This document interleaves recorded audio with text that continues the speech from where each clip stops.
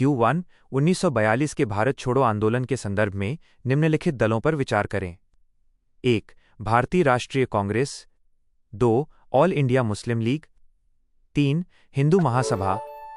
4. भारतीय communist party. निम्नलिखित में से किस राजनीतिक दल ने भारत छोड़ो आंदोलन में सक्रिय रूप से भाग लिया? ए होल केवल 1, बी केवल 1 और 2, सी केवल 1 और 4, डी 1, 2, 3 और 4। उत्तर ए केवल 1। व्याख्या। भारतीय राष्ट्रीय कांग्रेस गांधी जी के नेतृत्व में कांग्रेस ने ही भारत छोड़ो आंदोलन का प्रस्ताव पारित किया और इसमें सक्रिय रूप से भाग लिया। ऑल इंडिया मुस्लिम लीग इसने आंदोलन का विरोध किया और विभाजन की अपनी मांग पर अड़ी रही। हिंदू महासभा सावरकर के नेतृत्व में महासभा ने इस आंदोलन का बहिष्कार किया और इसे असामयिक माना। भारतीय कम्युनिस्ट पार्टी रूस के मित्र देशों ब्रिटेन सहित के साथ युद्ध में शामिल होने के कारण इस दल ने आंदोलन का विरोध किया था। Q2 निम्नलिखित में से किस सत्र में भारतीय राष्ट्रीय कांग्रेस ने रियासतों में ब्रिटिश हस्तक्षेप और देशी शासकों के खिलाफ आंदोलन कर रहे लोगों को नैतिक समर्थन देने का फैसला किया?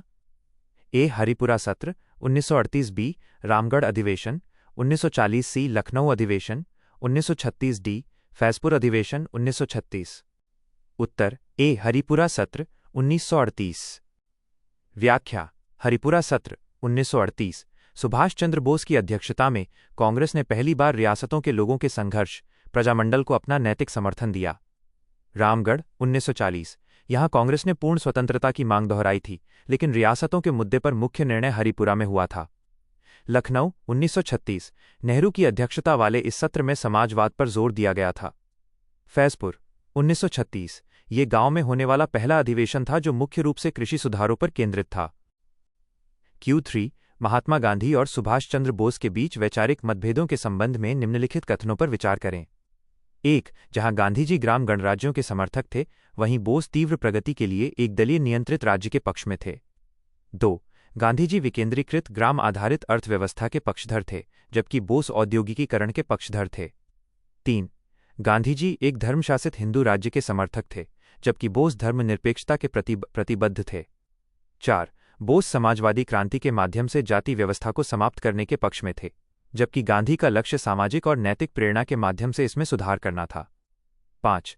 गांधी जी ने नैतिक और आध्यात्मिक शिक्षा पर जोर दिया, जबकि बोस ने आधुनिक वैज्ञानिक और तकनीकी शिक्षा पर जोर दिया।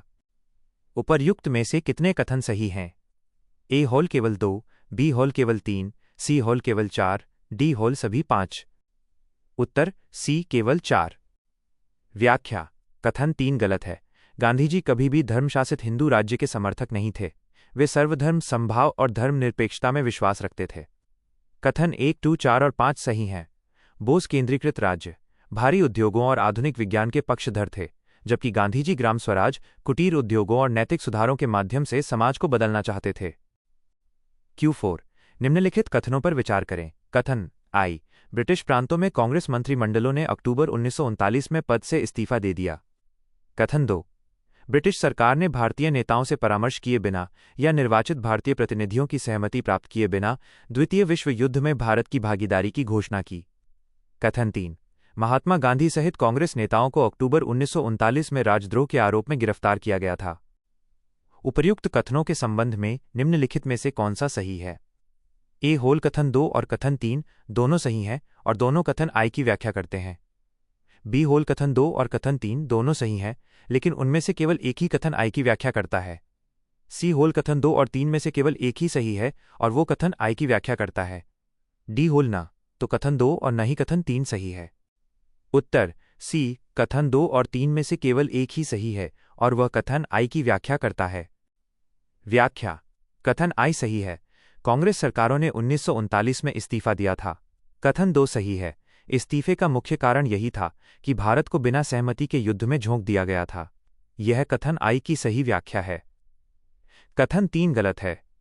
कांग्रेस नेताओं की गिरफ्तारी 1939 में राजद्रोह के लिए नहीं हुई थी, बल्कि बड़े पैमाने पर गिरफ्तारियां 1940 के व्यक्तिगत सत्याग्रह और 1942 के भारत छोड़ो आंदोलन के दौरान हुई थीं। Q5 संयुक्त राष्ट्र जलवायु परिवर्तन फ्रेमवर्क कन्वेंशन UNFCCC अज़रबैजान के 29वें सम्मेलन COP29 के संदर्भ में निम्नलिखित कथनों पर विचार करें। 1. यह सम्मेलन सभी के लिए रहने योग्य ग्रह में निवेश विषय पर आयोजित किया गया था। 2. विकसित देशों ने 2030 से प्रतिवर्ष विकासशील देशों के लिए $1 ट्रिलियन जुटाने पर सहमति व्यक्त की। 3. सम्मेलन में वैश्विक कार्बन बाजार के संचालन हेतु एक समझौते को अपनाया गया। 4. इस शिखर सम्मेलन के दौरान भारत द्वारा ग्रीन क्रेडिट पहल का शुभारंभ किया गया, जिसका उद्देश्य स्वैच्छिक पर्यावरणीय कार्यों को प्रोत्साहित करना है। उपर्युक्त में से कौन से कथन सही हैं? A 1 और 4B, 1 और 3C, 2 और 4D, 2 और 3। उत्तर B फॉल 1 और 3। व्याख्या: कथन 1 और 3 सही हैं। COP 29 अज़रबैजान में आयोजित हुआ, जिसकी थीम निवेश पर केंद्रित थी और यहां पेरिस समझौते के अनुच्छेद 6.4 के तहत कार्बन बाजार के नियमों पर सहमति बनी। कथन 2 गलत है। विकसित देशों ने 2035 तक प्रतिवर्ष $300 बिलियन देने का वादा किया है, न कि $1 ट्रिलियन 2030 से। कथन 4 गलत है। ग्रीन क्रेडिट पहल भारत द्वारा COP 28 दुबई में लॉन्च की गई थी, COP 29 में नहीं। Q6 निम्नलिखित कथनों पर विचार करें। 1. 1939 में त्रिपुरी अधिवेशन के लिए कांग्रेस अध्यक्ष के चुनाव के दौरान बोस को कांग्रेस सोशलिस्ट पार्टी का पूर्ण समर्थन मिला। 2. 1939 में बोस के कांग्रेस अध्यक्ष पद से इस्तीफा देने के बाद राजेंद्र प्रसाद को कांग्रेस का अध्यक्ष चुना गया। 3. बोस और उनके समर्थकों ने कांग्रेस के बाहर एक स्वतंत्र नई पार्टी के रूप में फॉरवर्ड ब्लॉक का गठन किया। उपर्युक्त में से कौन सा से कथन सही है?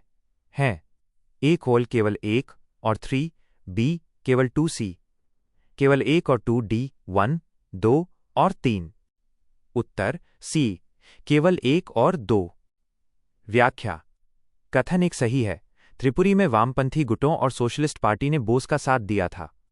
कथन 2 सही है। बोस के इस्तीफे के बाद डॉक्टर राजेंद्र प्रसाद ने शेष कार्यकाल के लिए अध्यक्षता संभाली थी। कथन 3 गलत है। फॉरवर्ड ब्लॉक का गठन कांग्रेस के भीतर एक धड़े के रूप में किया गया था, न कि कांग्रेस से बाहर एक पूरी तरह स्वतंत्र नई पार्टी के रूप में शुरुआती दौर में। Q7 द्वितीय विश्व युद्ध की पृष्ठभूमि में ब्रिटिश सरकार ने भारतीयों के समक्ष अगस्त प्रस्ताव 1940 प्रस्तुत किया। इस संदर्भ में निम्नलिखित कथनों पर विचार कीजिए। 1. इसने भारत को तुरंत वेस्टमिंस्टर शैली का डोमिनियन दर्जा देने की पेशकश की। 2. पहली बार भारतीयों के अपने संविधान बनाने के अंतर्निहित अधिकार को मान्यता दी गई। 3. मुस्लिम लीग और कांग्रेस दोनों ने इस प्रस्ताव का स्वागत किया, क्योंकि दोनों की मांगें अंग्रेजों द्वारा पूरी कर दी गई थीं। उपर्युक्त में से कौन सा से कथन सही है? A खोल केवल 2B, केवल 1 और 2C, केवल 2 और 3, D 1, 2 और 3। उत्तर A केवल 2। व्याख्या: कथन 1 गलत है। प्रस्ताव में डोमिनियन स्टेटस का वादा किया गया था, लेकिन तुरंत नहीं, बल्कि युद्ध के बाद। कथन 2 सही है। ये पहली बार था जब ब्रिटिश सरकार ने स्वीकार किया कि भारतीय अपना संविधान स्वयं बनाएंगे। कथन 3 गलत है। कांग्रेस ने इसे ठुकरा दिया क्योंकि वे पूर्ण स्वराज चाहते थे, और मुस्लिम लीग ने इसलिए ठुकरा दिया क्योंकि विभाजन की स्पष्ट बात नहीं थी। Q8 आधुनिक भारत के इतिहास के संदर्भ में 1940 के व्यक्तिगत सत्याग्रह आंदोलन के संबंध में निम्नलिखित कथनों पर विचार करें। 1. व्यक्तिगत सत्याग्रह आंदोलन ने एक नए आंदोलन की शुरुआत की, जिसे दिल्ली चलो आंदोलन के रूप में जाना गया। 2. विनोबा भावे के बाद जवाहरलाल नेहरू दूसरे व्यक्तिगत सत्याग्रही बने। उपर्युक्त में से कौन सा से कथन सही है? A होल केवल 1, B होल केवल 2, C होल 1 और 2, दोनों D होल न तो 1 और न ही 2। उत्तर C होल 1 और 2 दोनों। व्याख्या: कथन 1 सही है। सत्याग्रही भाषण देने के बाद दिल्ली की ओर कूच करते थे, इसलिए इसे दिल्ली चलो सत्याग्रह भी कहा गया। कथन 2 सही है। आचार्य विनोबा भावे पहले सत्याग्रही थे और पंडित जवाहरलाल नेहरू दूसरे। Q9 क्रिप्स मिशन 1942 के संदर्भ में निम्नलिखित कथनों पर विचार करें। 1. किसी भी प्रांत को अलग संविधान बनाने का विकल्प प्रदान किया गया। 2. भारतीयों को पूर्ण स्वतंत्रता दी जाएगी, ये प्रावधानों में से एक था। 3. प्रांत को भारतीय संघ से अलग होने का कोई अधिकार नहीं था। 4. कांग्रेस, हिंदू महासभा और मुस्लिम लीग ने क्रिप्स मिशन के प्रावधानों को अस्वीकार कर दिया। उपर्युक्त में से कौन सा से कथन सही है? A केवल 1 और 2, B केवल 2, 3 और 4C, 1, 2, 3 और 4D, केवल 1 और 4। उत्तर D केवल 1 और 4। व्याख्या: कथन 1 सही है। इसमें प्रावधान था कि जो प्रांत संघ में शामिल नहीं होना चाहते वे अपना अलग संविधान बना सकते हैं। कथन 4 सही है। लगभग सभी मुख्य दलों ने इसे अलग अलग कारणों से अस्वीकार कर दिया था। कथन 2 गलत है। इसमें पूर्ण स्वतंत्रता नहीं, बल्कि डोमिनियन स्टेटस की बात थी। कथन 3 गलत है। प्रांतों को अलग होने, सेसेशन का अधिकार दिया गया था, जिसने विभाजन के बीज बोए थे। Q10 भारत में अल्पसंख्यक शैक्षणिक संस्थानों के संबंध में निम्नलिखित कथनों पर विचार करें। 1. राज्य सरकारों को अल्पसंख्यक संस्थानों में शिक्षा के पहलुओं को विनियमित करने की अनुमति नहीं है। 2.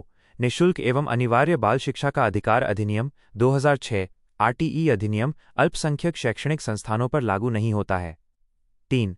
कोई अल्पसंख्यक संस्थान जो पूर्णतः सरकार द्वारा वित्तपोषित है, अपने छात्रों को धार्मिक शिक्षा नहीं दे सकता। उपर्युक्त में से कौन सा से कथन सही है? A खोल केवल 1 और 2, B केवल 2 और 3C केवल 3D 1, 2 और 3। उत्तर B केवल 2 और 3। व्याख्या कथन 1 गलत है। राज्य सरकारें मानक, अनुशासन और शैक्षणिक गुणवत्ता बनाए रखने के लिए विनियमन कर सकती हैं।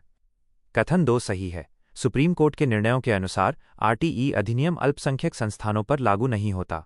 कथन 3 सही है। अनुच्छेद 28(1) के अनुसार पूर्णतः सरकारी सहायता प्राप्त संस्थानों में धार्मिक शिक्षा निषिद्ध है। Q11 कांग्रेस के अधिवेशनों, उनके अध्यक्षों और महत्व के संदर्भ में निम्नलिखित तालिका पर विचार करें। कांग्रेस अधिवेशन। अध्यक्ष। महत्व। 1. फैजपुर अधिवेशन, जवाहरलाल नेहरू। गांव में पहला सत्र आयोजित। 2. रामगढ़ अधिवेशन, मौलाना अबुल कलाम आजाद। कांग्रेस ने अंततः घोषणा की कि भारत के लोग पूर्ण स्वतंत्रता के अलावा कुछ भी स्वीकार नहीं करेंगे। 3. हरिपुरा सत्र, सुभाष चंद्र बोस। राष्ट्रीय योजना समिति की स्थापना वल्लभभाई पटेल के नेतृत्व में की गई थी। उपरोक्त दी गई पंक्तियों में से कितनी पंक्तियों में दी गई जानकारी सही ढंग से सुमेलित है? A खोल केवल 1, B खोल केवल 2, C खोल तीनों, D खोल कोई नहीं। उत्तर B खोल केवल 2। व्याख्या बिंदु 1 सही है। 1936 का फैजपुर अधिवेशन गांव में होने वाला पहला अधिवेशन था, जिसकी अध्यक्षता नेहरू ने की थी। बिंदु 2 सही है।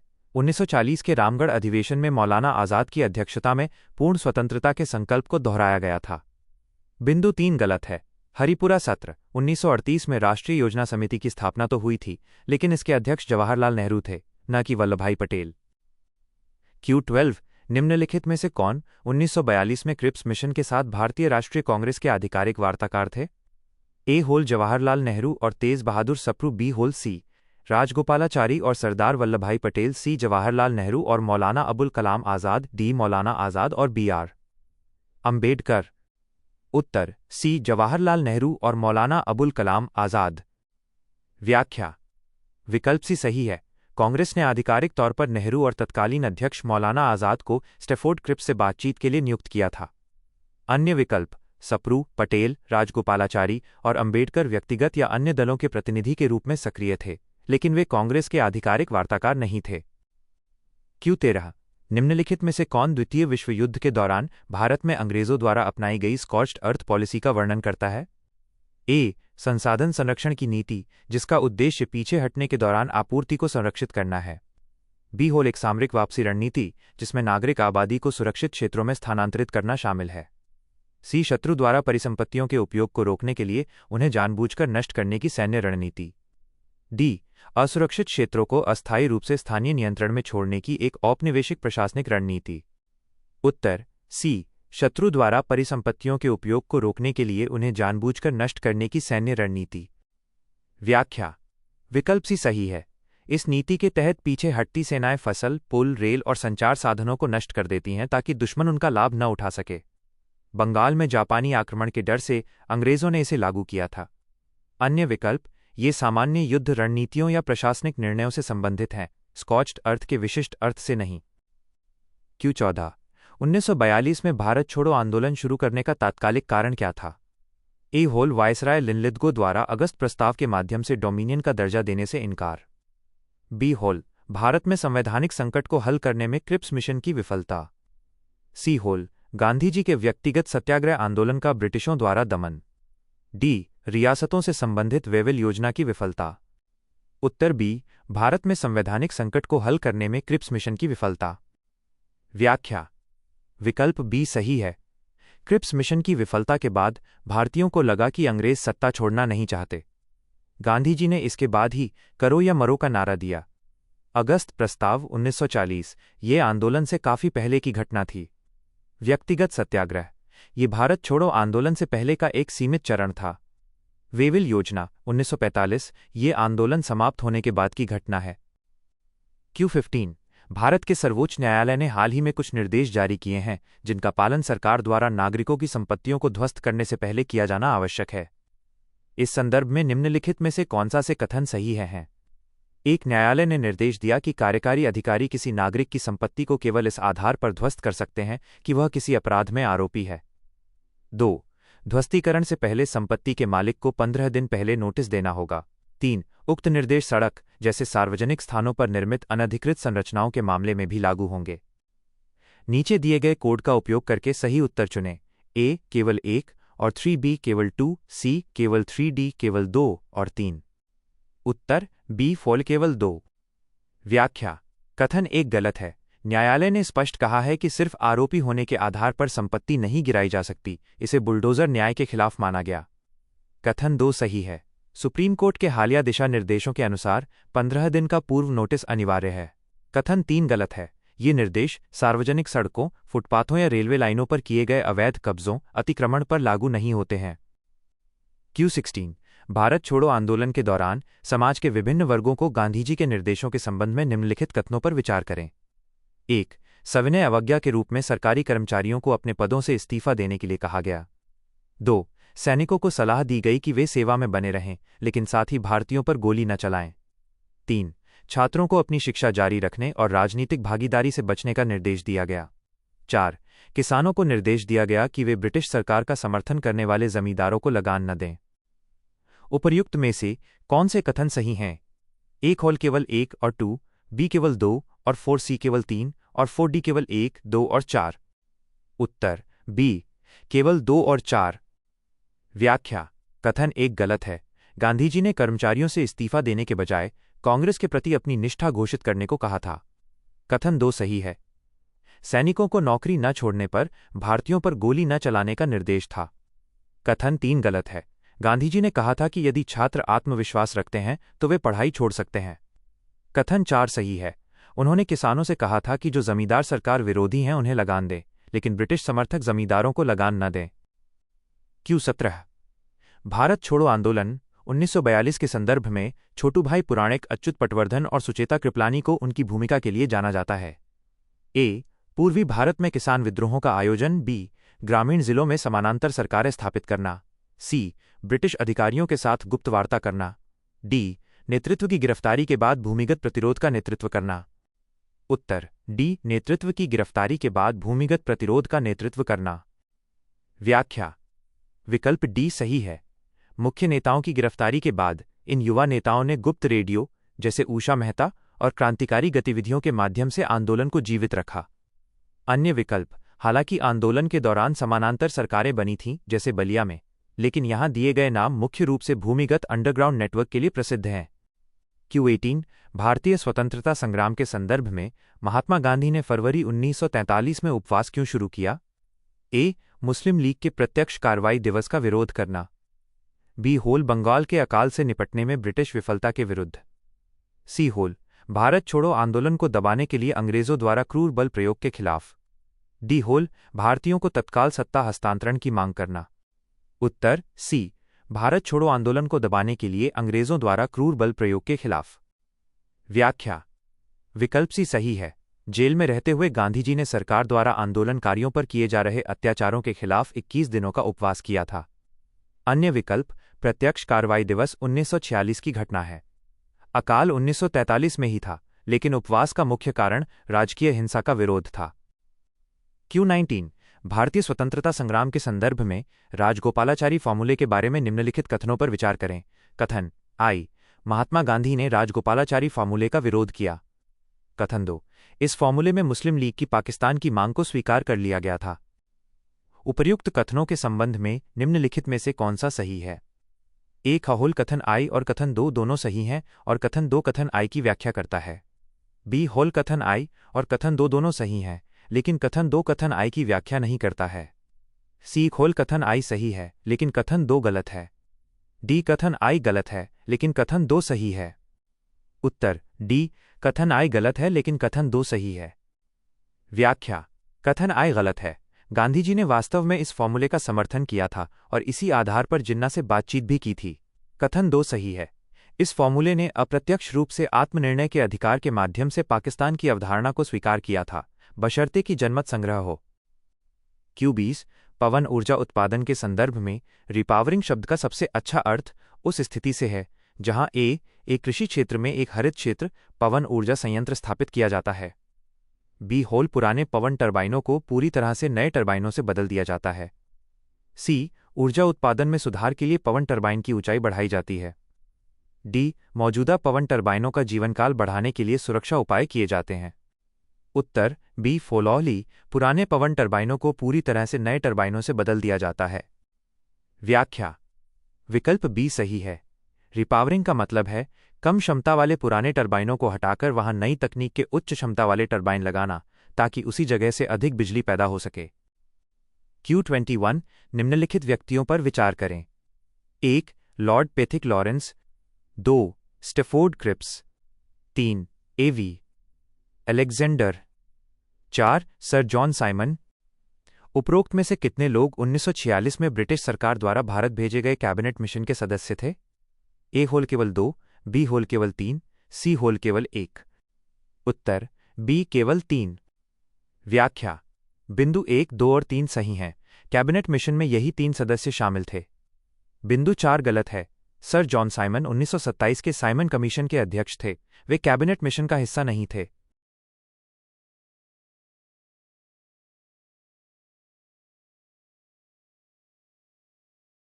Q22 निम्नलिखित जानकारी पर विचार करें। भारत में असफल क्रांतिकारी गतिविधियों में भाग लेने के बाद वे 1915 में जापान भाग गए। उन्होंने टोक्यो में इंडियन क्लब की स्थापना की और भारतीय स्वतंत्रता के लिए अखिल एशियाई समूहों में सक्रिय रूप से काम किया। 1942 में वे इंडियन इंडिपेंडेंस लीग के अध्यक्ष बने। उपर्युक्त परिच्छेद में निम्नलिखित में से किस व्यक्तित्व का सबसे अच्छा वर्णन किया गया है? ए होल मोहन सिंह, बी रास बिहारी बोस, सी होल लाला हरदयाल, डी होल वीडी सावरकर। उत्तर बी रास बिहारी बोस। व्याख्या। रास बिहारी बोस, इन्होंने 1912 के दिल्ली षड्यंत्र के बाद जापान में शरण ली, वहां इंडियन क्लब बनाया और 1942 में बैंकॉक सम्मेलन के दौरान इंडियन इंडिपेंडेंस लीग के अध्यक्ष चुने गए। मोहन सिंह, इन्होंने भारतीय राष्ट्रीय सेना ईना की शुरुआत की थी, लेकिन लीग के अध्यक्ष बोस थे। लाला हरदयाल, ये गदर पार्टी से जुड़े थे और मुख्य रूप से अमेरिका कनाडा में सक्रिय थे। वीडी सावरकर, ये उस समय भारत में थे और हिंदू महासभा से जुड़े थे। Q23 भारत छोड़ो आंदोलन के संदर्भ में निम्नलिखित युग्मों पर विचार करें। समानांतर सरकार, संबद्ध नेता, 1 बलिया चित्तू पांडे, 2 तामलुक सतीश चंद्र सामंत, 3 सतारा नाना पाटिल। उपरोक्त युग्मों में से कितने युग्म सही सुमेलित हैं? ए होल केवल 1, बी फोल केवल 2, सी फोल तीनों, डी फोल कोई नहीं। उत्तर सी तीनों। व्याख्या। युग्म 1 सही है। बलिया यूपी में चित्तू पांडे ने पहली समानांतर सरकार बनाई थी। युग्म 2 सही है। तामलुक बंगाल में जातीय सरकार के प्रमुख सतीश चंद्र सामंत थे। युग्म 3 सही है। सतारा महाराष्ट्र में नाना पाटिल और वाई.बी. चव्हाण ने सबसे लंबे समय तक चलने वाली प्रति सरकार बनाई थी। Q24 आधुनिक भारतीय इतिहास के संदर्भ में निम्नलिखित में से कौन से प्रावधान 1945 की वेवेल योजना का हिस्सा थे?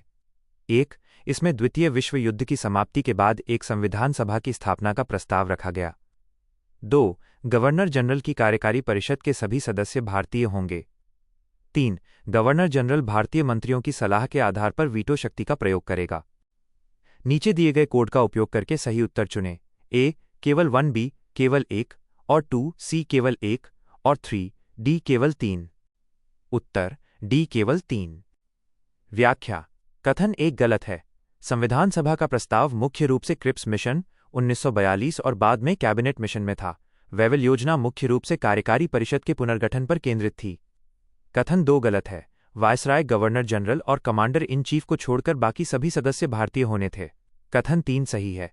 यह प्रावधान था कि वायसराय अपनी वीटो शक्ति का प्रयोग अकारण नहीं करेगा, बल्कि मंत्रियों की सलाह पर करेगा।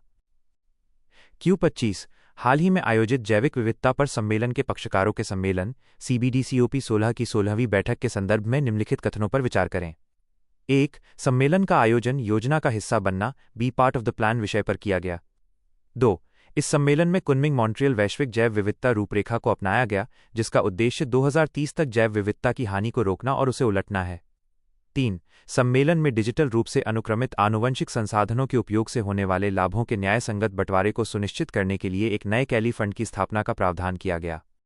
उपर्युक्त में से कौन सा से कथन सही है? ए होल केवल 1 और 3B केवल 3C खोल केवल 2, D खोल केवल 2 और 3। उत्तर बी केवल 3। व्याख्या: कथन 3 सही है। COP 16 कोलंबिया में कैली फंड के माध्यम से डिजिटल सीक्वेंस इन्फॉर्मेशन DSI से होने वाले लाभ साझा करने पर सहमति बनी। कथन 1 गलत है। B part of the plan वर्ष 2024 के अंतर्राष्ट्रीय जैव विविधता दिवस की थीम थी, न कि COP 16 की। कथन 2 गलत है। कुनमिंग मॉन्ट्रियल फ्रेमवर्क COP 15 2022 में अपनाया गया था। COP 16 में इसके कार्यान्वयन की समीक्षा की गई। Q26 आधुनिक भारतीय इतिहास के संदर्भ में 1940 का समझौता विरोधी सम्मेलन भारतीय राष्ट्रीय कांग्रेस के रामगढ़ अधिवेशन में किसके द्वारा गठित किया गया था? ए होल जवाहरलाल नेहरू, बी आचार्य विनोबा भावे, सी होल सुभाष चंद्र बोस, डी मौलाना अबुल कलाम आजाद। उत्तर सी सुभाष चंद्र बोस। व्याख्या: विकल्प सी सही है। 1940 में रामगढ़ अधिवेशन के समय सुभाष चंद्र बोस ने समझौता विरोधी सम्मेलन एंटी कॉम्प्रोमाइज कॉन्फ्रेंस आयोजित किया था, क्योंकि वे अंग्रेजों के साथ किसी भी समझौते के खिलाफ थे और तत्काल संघर्ष चाहते थे। Q27 भारतीय स्वतंत्रता संग्राम के संदर्भ में AC चटर्जी, MA अय्यर और लक्ष्मी स्वामीनाथन किससे जुड़े हैं? ए खुदाई खिदमतगार आंदोलन, बी भारतीय राष्ट्रीय सेना INA, C Hindustan Socialist Republican Association HSRAD Ghadar party. उत्तर बी भारतीय राष्ट्रीय सेना INA। व्याख्या: विकल्प बी सही है। ये सभी ईना के महत्वपूर्ण अधिकारी थे। लक्ष्मी स्वामीनाथन, बाद में लक्ष्मी सहगल, झांसी की रानी रेजिमेंट की कमांडर थीं। Q28 निम्नलिखित पर विचार करें। 1. भूलाभाई देसाई, 2. जवाहरलाल नेहरू, 3. तेज बहादुर सप्रू। उपरोक्त में से कितने लोग INA रक्षा समिति के सदस्य थे, जिसकी स्थापना 1945 में द्वितीय विश्व युद्ध के बाद राजद्रोह के मुकदमे का सामना कर रहे भारतीय राष्ट्रीय सेना INA के सैनिकों को कानूनी बचाव प्रदान करने के लिए की गई थी? ए खोल केवल 1, बी खोल केवल 2, सी खोल तीनों, डी खोल कोई नहीं। उत्तर सी तीनों। व्याख्या: विकल्प सी सही है। लाल किले के मुकदमे में बचाव पक्ष की टीम का नेतृत्व भूलाभाई देसाई ने किया था। नेहरू लंबे समय बाद वकील की पोशाक में और तेज बहादुर सप्रू भी इस समिति के सक्रिय सदस्य थे। Q29 भारतीय राष्ट्रीय संघर्ष के संदर्भ में निम्नलिखित घटनाक्रमों पर विचार करें। 1. भारतीय राष्ट्रीय सेना INA के कैदियों का मुकदमा। 2. इंडोनेशिया में भारतीय सैनिकों का उपयोग। 3. भारतीय नाविक BC दत्त की गिरफ्तारी। उपरोक्त में से कितने कारणों को 1946 के रॉयल इंडियन नेवी RN विद्रोह के पीछे प्रमुख कारण माना जाता है? ए होल केवल 1, बी होल केवल 2, सी होल तीनों, डी होल कोई नहीं। उत्तर सी तीनों। व्याख्या: विकल्प सी सही है। ईना मुकदमों से उपजी सहानुभूति, इंडोनेशिया में स्वतंत्रता सेनानियों के खिलाफ भारतीय सैनिकों के इस्तेमाल पर गुस्सा और HMIS तलवार पर BC दत्त द्वारा अंग्रेजों भारत छोड़ो लिखने के कारण हुई उनकी गिरफ्तारी, इन सभी ने नौसेना विद्रोह को हवा दी। Q30 दिव्यांगजन अधिकार RPWD नियम 2024 के संदर्भ में निम्नलिखित कथनों पर विचार करें। 1. चिकित्सा प्राधिकारियों को निदान के 3 महीने के भीतर विकलांगता प्रमाण पत्र जारी करना होगा। 2. आवेदन दाखिल करने के लिए आवश्यक दस्तावेजों की सूची से आधार को हटा दिया गया है। 3. 80% या उससे अधिक विकलांगता वाले व्यक्तियों को सफेद रंग का विशिष्ट विकलांगता पहचान UDID कार्ड जारी किया जाएगा। 4. केवल जिला स्तर पर अधिसूचित सक्षम चिकित्सा प्राधिकारी ही आवेदक के निवास जिले में विकलांगता प्रमाण पत्र जारी कर सकता है। उपर्युक्त में से कौन सा से कथन सही है? ए खोल केवल 1, 2 और 3, बी केवल 1 और 4, सी केवल 3, डी केवल 2, 3 और 4। उत्तर बी केवल 1 और 4। व्याख्या: कथन 1 सही है। नए नियमों में प्रमाण पत्र जारी करने की समय सीमा 3 महीने तय की गई है। कथन 4 सही है। यह स्थानीय स्तर पर प्रमाणन प्रक्रिया को सुव्यवस्थित करने के लिए है। कथन 2 गलत है। आधार अभी भी एक महत्वपूर्ण पहचान दस्तावेज है। कथन 3 गलत है। यूडीआईडी कार्ड के रंगों का निर्धारण विकलांगता के प्रतिशत, जैसे सफ़ेद, नीला, पीला के आधार पर होता है, लेकिन 80% के लिए रंग का मानक अलग हो सकता है, आमतौर पर उच्च विकलांगता के लिए अलग रंग। Q31 भारत में केंद्रीय और प्रांतीय विधानसभाओं के लिए 1946 के चुनावों के संदर्भ में निम्नलिखित कथनों पर विचार करें। 1. भारतीय राष्ट्रीय कांग्रेस ने उत्तर पश्चिम सीमा प्रांत सहित 11 में से 8 प्रांतों में बहुमत हासिल किया। 2. कांग्रेस ने केंद्रीय विधानसभा चुनावों में डाले गए कुल मतों का 90% से अधिक मत प्राप्त किया। उपर्युक्त में से कौन सा से कथन सही है? A होल केवल 1, B होल केवल 2, C होल 1 और 2, दोनों D होल न तो 1 और न ही 2। उत्तर A केवल 1। व्याख्या। कथन 1 सही है। कांग्रेस ने NWFP सहित 8 प्रांतों में सरकारें बनाई थीं। कथन 2 गलत है। कांग्रेस ने केंद्रीय विधानसभा के सामान्य जनरल मतों का लगभग 91% प्राप्त किया था, लेकिन कुल मतों, मुस्लिम सीटों सहित का प्रतिशत कम था। Q32 1946 की कैबिनेट मिशन योजना के संदर्भ में निम्नलिखित कथनों पर विचार करें। 1. इसने पृथक पाकिस्तान के निर्माण की मांग को अस्वीकार कर दिया। 2. इसने प्रांतीय, अनुभाग और संघ स्तर पर त्रिस्तरीय कार्यकारी और विधायी ढांचे का प्रस्ताव रखा। 3. इसमें प्रावधान किया गया कि संघ के विषयों के अलावा अन्य सभी विषय प्रांतों में निहित होंगे। उपर्युक्त में से कौन सा से कथन सही है? A खोल केवल 1, B खोल केवल 2, C खोल केवल 2 और 3, D 1, 2 और 3। उत्तर D 1, 2 और 3। व्याख्या। कथन 1, 2 और 3 सभी सही हैं। मिशन ने पाकिस्तान की मांग अव्यावहारिक मानकर खारिज की, प्रांतों को 3 समूहों A, B, C में बांटा और केंद्र को केवल रक्षा, विदेश और संचार जैसे सीमित विषय दिए। Q33 आधुनिक इतिहास के संदर्भ में माउंटबेटन योजना के अंतर्गत निम्नलिखित में से कौन सा से प्रावधान थे? 1. भारत से ब्रिटिश सत्ता की पूर्ण वापसी के लिए जून 1948 की समय सीमा निर्धारित करना। 2. रियासतों को भारत या पाकिस्तान में शामिल होने या स्वतंत्र रहने का विकल्प देना। नीचे दिए गए कोड का उपयोग करके सही उत्तर चुनें। A केवल 1, B केवल 2, C होल 1 और 2, दोनों D न तो 1 और न ही 2। उत्तर D फोल न तो 1 और न ही 2। व्याख्या। कथन 1 गलत है। जून 1948 की समय सीमा इटली की घोषणा फरवरी 1947 में थी। माउंटबेटन योजना 3 जून योजना ने आज़ादी की तारीख को पहले 15 अगस्त 1947 कर दिया था। कथन 2 गलत है। माउंटबेटन योजना ने रियासतों को स्वतंत्र रहने का विकल्प नहीं दिया था, उन्हें केवल भारत या पाकिस्तान में से किसी एक को चुनना था। Q34 आधुनिक भारतीय इतिहास के संदर्भ में प्लान बाल्कन से तात्पर्य है। A ब्रिटिश सरकार की सत्ता हस्तांतरण की योजना एकीकृत केंद्रीय सरकार के लिए नहीं बल्कि अलग अलग प्रांतों और रियासतों के लिए। B होल भारत में सभी रियासतों के लिए अलग डोमिनियन दर्जे का प्रस्ताव करने वाली योजना। C पाकिस्तान के निर्माण की संभावना को खारिज करते हुए एक केंद्रीय भारतीय सरकार को सत्ता हस्तांतरित करने का प्रस्ताव। D एक साझा केंद्रीय सरकार के तहत भारत और पाकिस्तान के लिए डोमिनियन स्थिति की वकालत करने वाली योजना। उत्तर A ब्रिटिश सरकार की सत्ता हस्तांतरण की योजना एकीकृत केंद्रीय सरकार के लिए नहीं बल्कि अलग अलग प्रांतों और रियासतों के लिए। व्याख्या। विकल्प A सही है। माउंटबेटन ने शुरू में एक योजना बनाई थी जिसे प्लान बाल्कन या डिकी बर्ड प्लान कहा गया।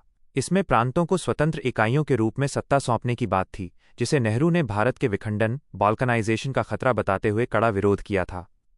इसके बाद 3 जून की विभाजन योजना लाई गई।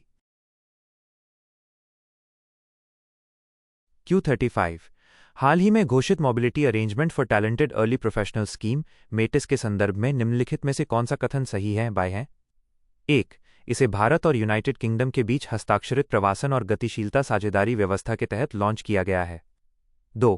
इसका उद्देश्य भारतीय विश्वविद्यालय के स्नातकों और आर्टिफिशियल इंटेलिजेंस, नवीकरणीय ऊर्जा और फिनटेक जैसे क्षेत्रों में शुरुआती करियर वाले पेशेवरों की अस्थायी गतिशीलता को सक्षम बनाना है।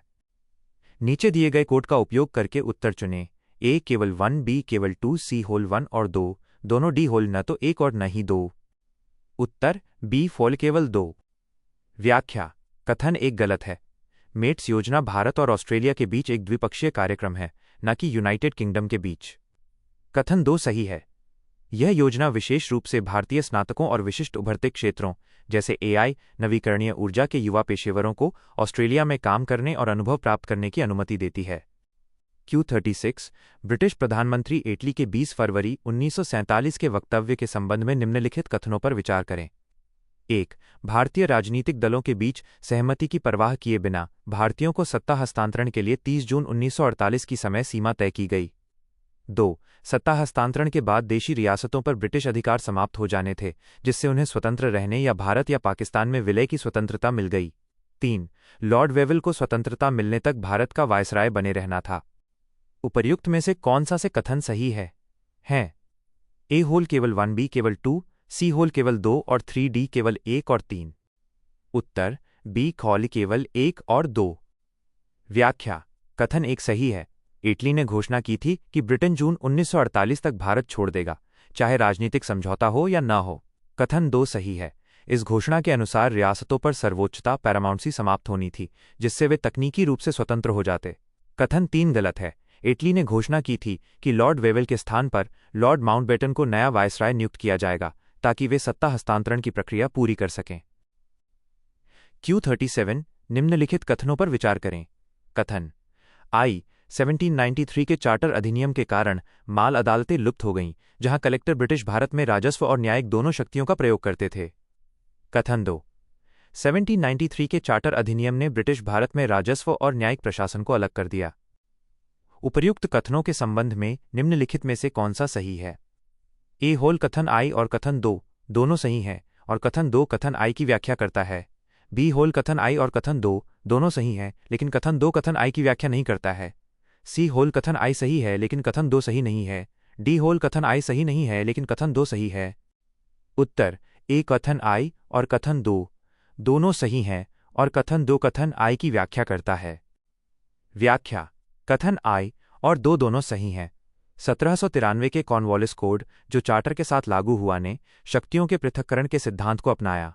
इससे कलेक्टर से न्यायिक शक्तियां छीन ली गईं और माल अदालतों, रेवेन्यू कोर्ट्स को समाप्त कर दीवानी अदालतों में मिला दिया गया। कथन 2 सीधे तौर पर कथन आई का कारण बताता है।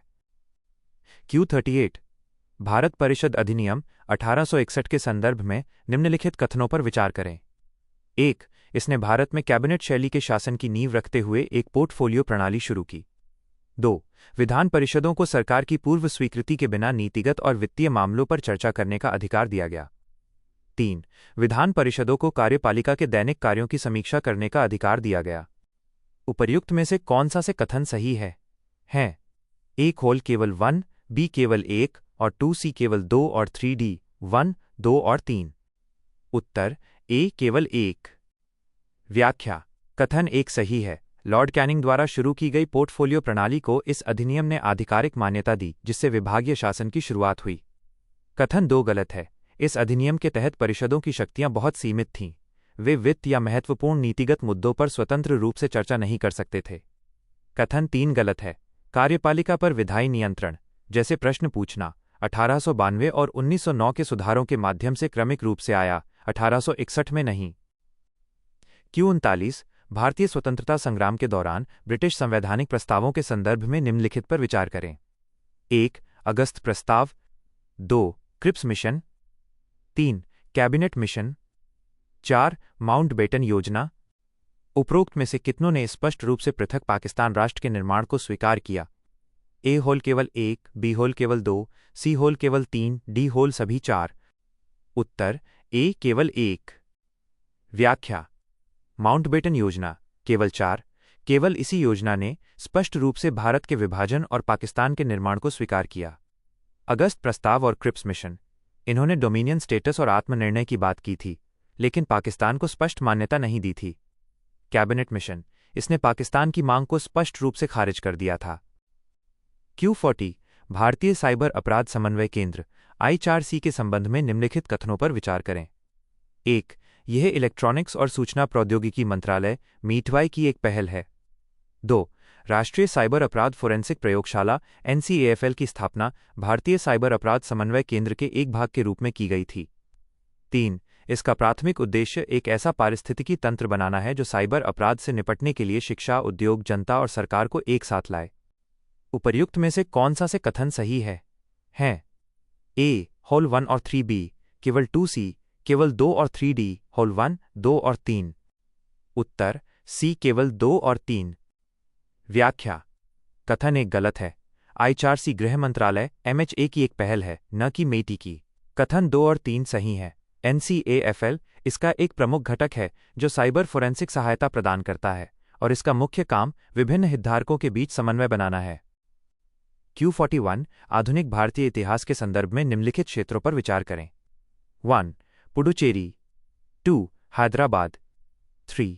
सिक्किम। 4. गोवा। निम्नलिखित में से कौन सा सही कालानुक्रमिक क्रम है जिसमें उपरोक्त प्रदेशों को भारतीय संघ में एकीकृत किया गया था? A2134B, 1243C, 2314D, 2143। उत्तर D, 2143।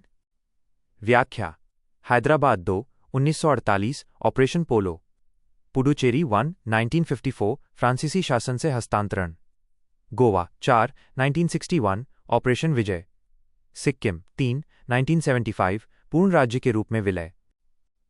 Q42 सप्रू समिति 1945 के संदर्भ में निम्नलिखित कथनों पर विचार करें।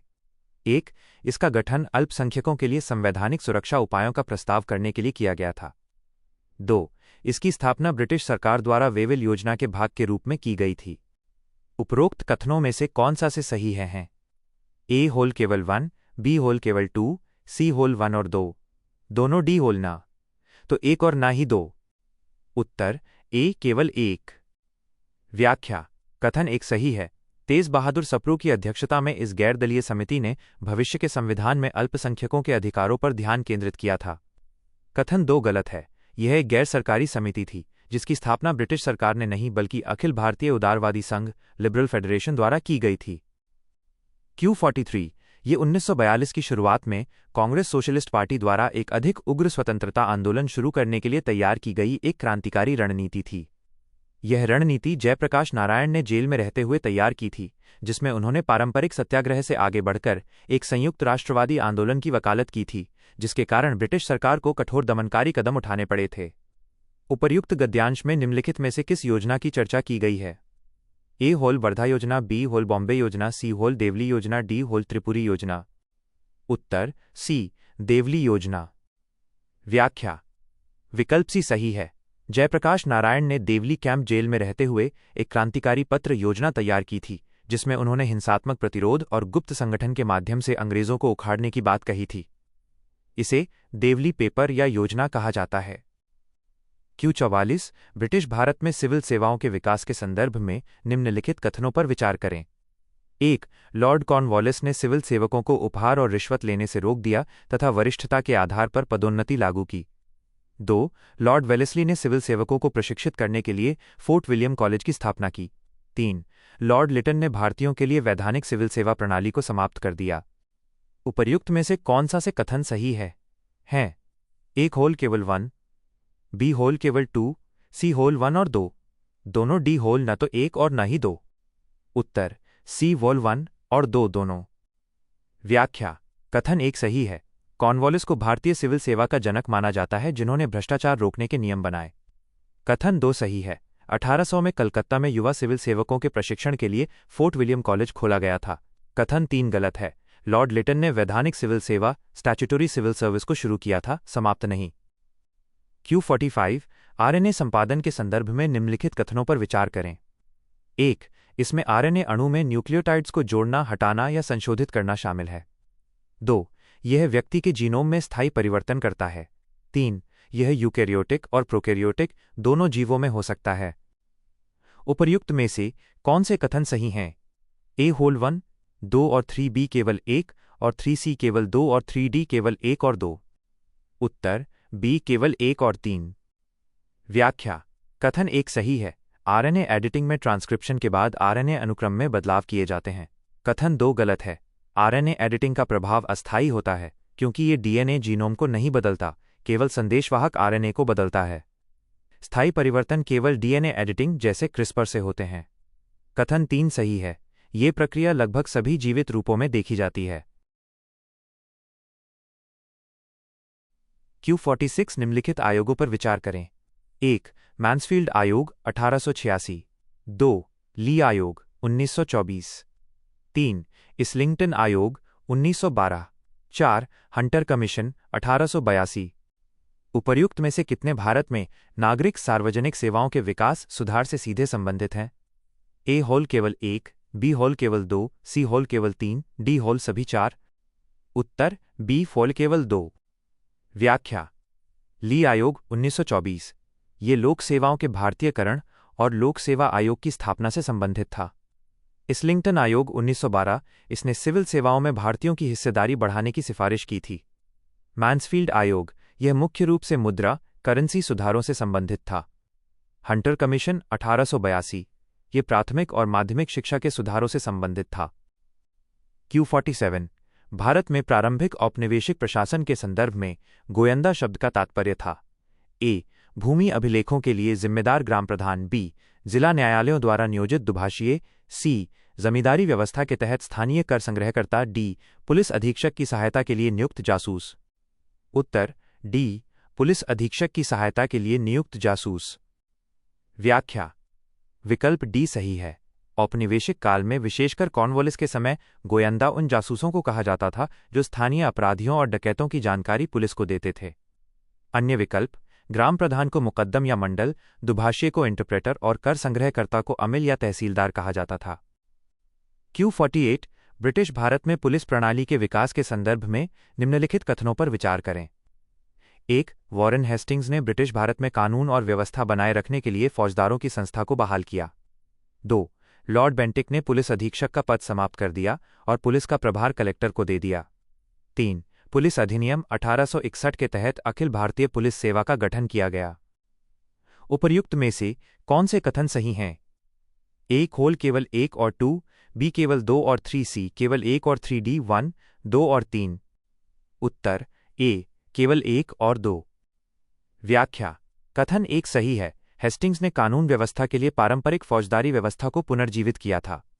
कथन 2 सही है। बेंटिक ने वित्तीय बचत के लिए एसपी का पद खत्म कर जिला प्रशासन का काम कलेक्टर को सौंपा था। कथन 3 गलत है। 1861 के अधिनियम ने आधुनिक पुलिस बल का ढांचा तैयार किया, लेकिन वर्तमान स्वरूप वाली अखिल भारतीय सेवा का गठन बाद में हुआ। Q49 1945 के शिमला सम्मेलन के संदर्भ में निम्नलिखित कथनों पर विचार कीजिए। 1. ये भारत के तत्कालीन वायसराय लॉर्ड वेवल द्वारा गवर्नर जनरल की कार्यकारी परिषद के पुनर्गठन के लिए बुलाई गई थी। 2.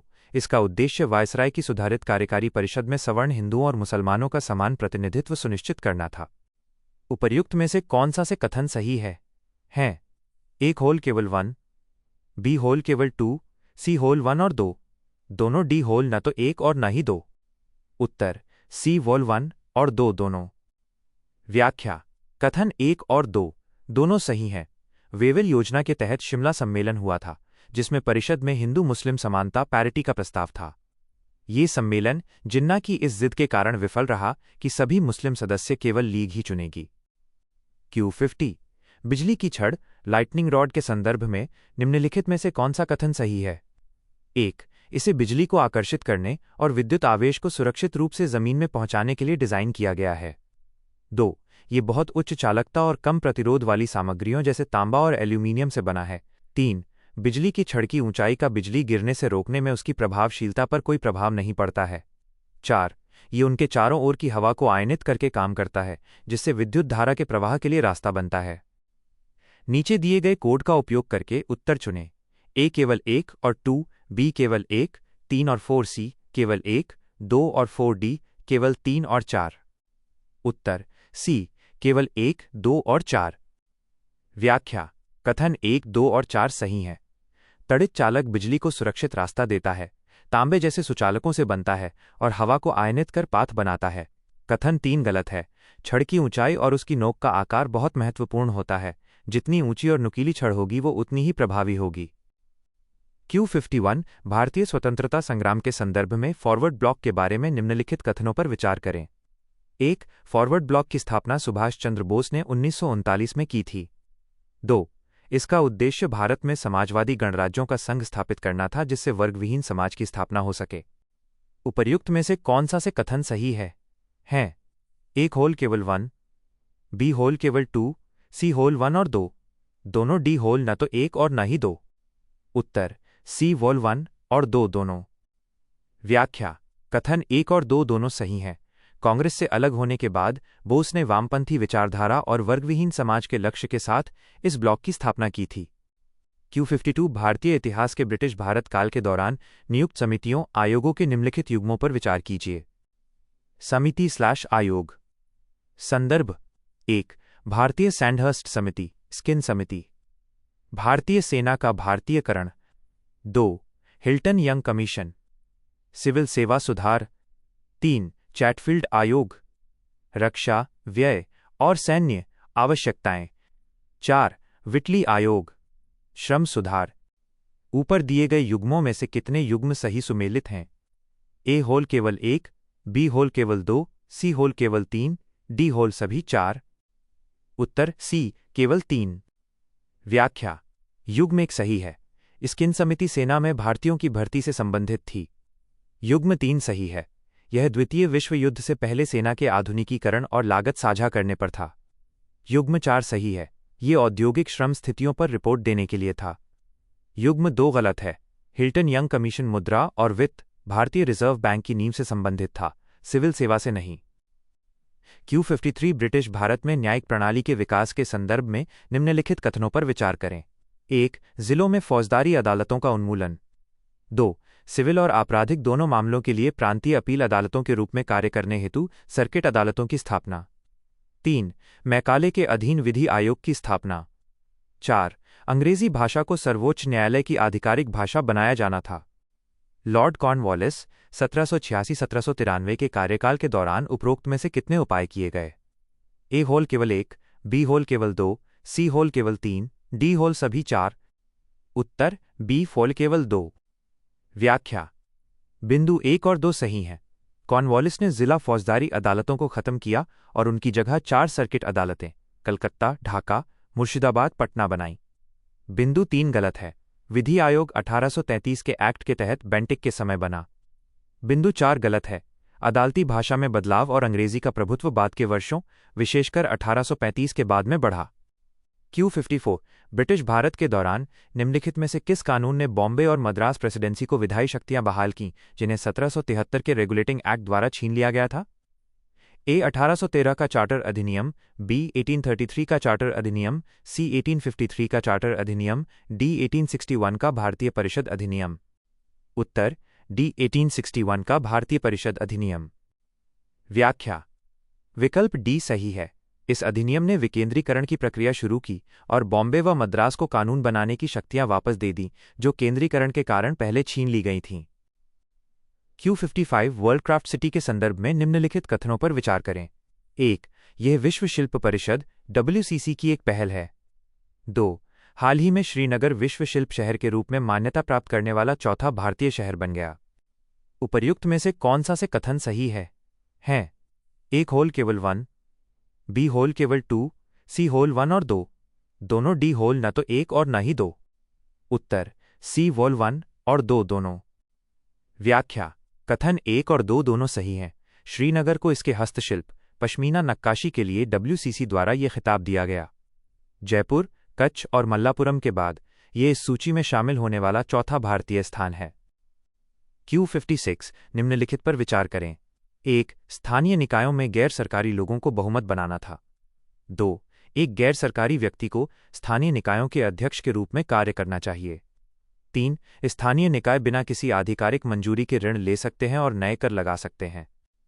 उपरोक्त में से कौन सी स्थानीय स्वशासन पर रिपन के प्रस्ताव 1882 की सिफारिशों का हिस्सा थीं? ए होल केवल 1 और 3B केवल 1 और 2, सी होल केवल 3D केवल 2 और 3। उत्तर बी होल केवल 1 और 2। व्याख्या। कथन 1 और 2 सही हैं। रिपन ने स्थानीय स्वशासन के जनक के रूप में गैर सरकारी बहुमत और गैर सरकारी अध्यक्ष की वकालत की। कथन 3 गलत है। स्थानीय निकायों को वित्तीय स्वायत्तता तो दी गई थी, लेकिन वे पूरी तरह स्वतंत्र नहीं थे। महत्वपूर्ण ऋणों या करों के लिए अभी भी सरकारी अनुमति, पर्यवेक्षण की आवश्यकता थी।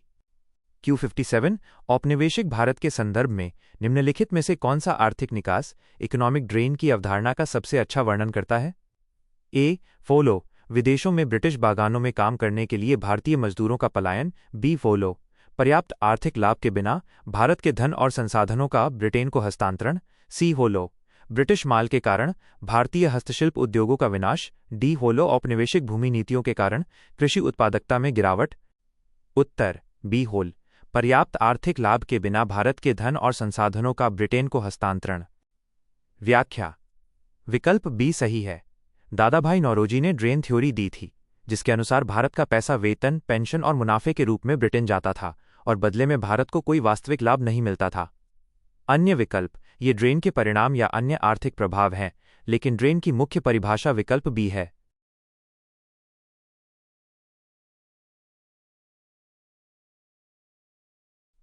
Q58 भारतीय राष्ट्रीय सेना INA के संदर्भ में निम्नलिखित कथनों पर विचार करें।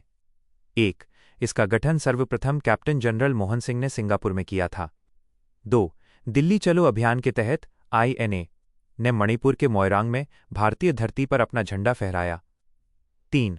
INA ने भारत को औपनिवेशिक शासन से मुक्त कराने के उद्देश्य से ऑपरेशन यूगो 1944 में जापानियों की मदद की। उपर्युक्त में से कौन सा से कथन सही है? एक होल केवल 1 और 2, बी केवल 2 और 3, सी केवल 1 और 3, डी 1, 2 और 3। उत्तर डी 1, 2 और 3। व्याख्या, कथन एक सही है। INA का विचार सबसे पहले मोहन सिंह के मन में आया था और उन्होंने ही इसका गठन किया। कथन 2 सही है। अप्रैल 1944 में कर्नल शौकत अली के नेतृत्व में मोइरांग मणिपुर में तिरंगा फहराया गया था। कथन 3 सही है। ऑपरेशन यूगो जापानी सेना का इम्फाल अभियान था, जिसमें INA ने सहयोग किया था। Q59 औपनिवेशिक भारत में 1757-1813 की अवधि के दौरान व्यापारी पूंजीवाद का प्रत्यक्ष प्रभाव निम्नलिखित में से कौन सा था? A. भारत की अर्थव्यवस्था ब्रिटिश और विश्व पूंजीवादी अर्थव्यवस्था के साथ गहराई से एकीकृत थी। B. होल, भारत में ब्रिटिश उत्पादों का बड़े पैमाने पर आयात किया गया।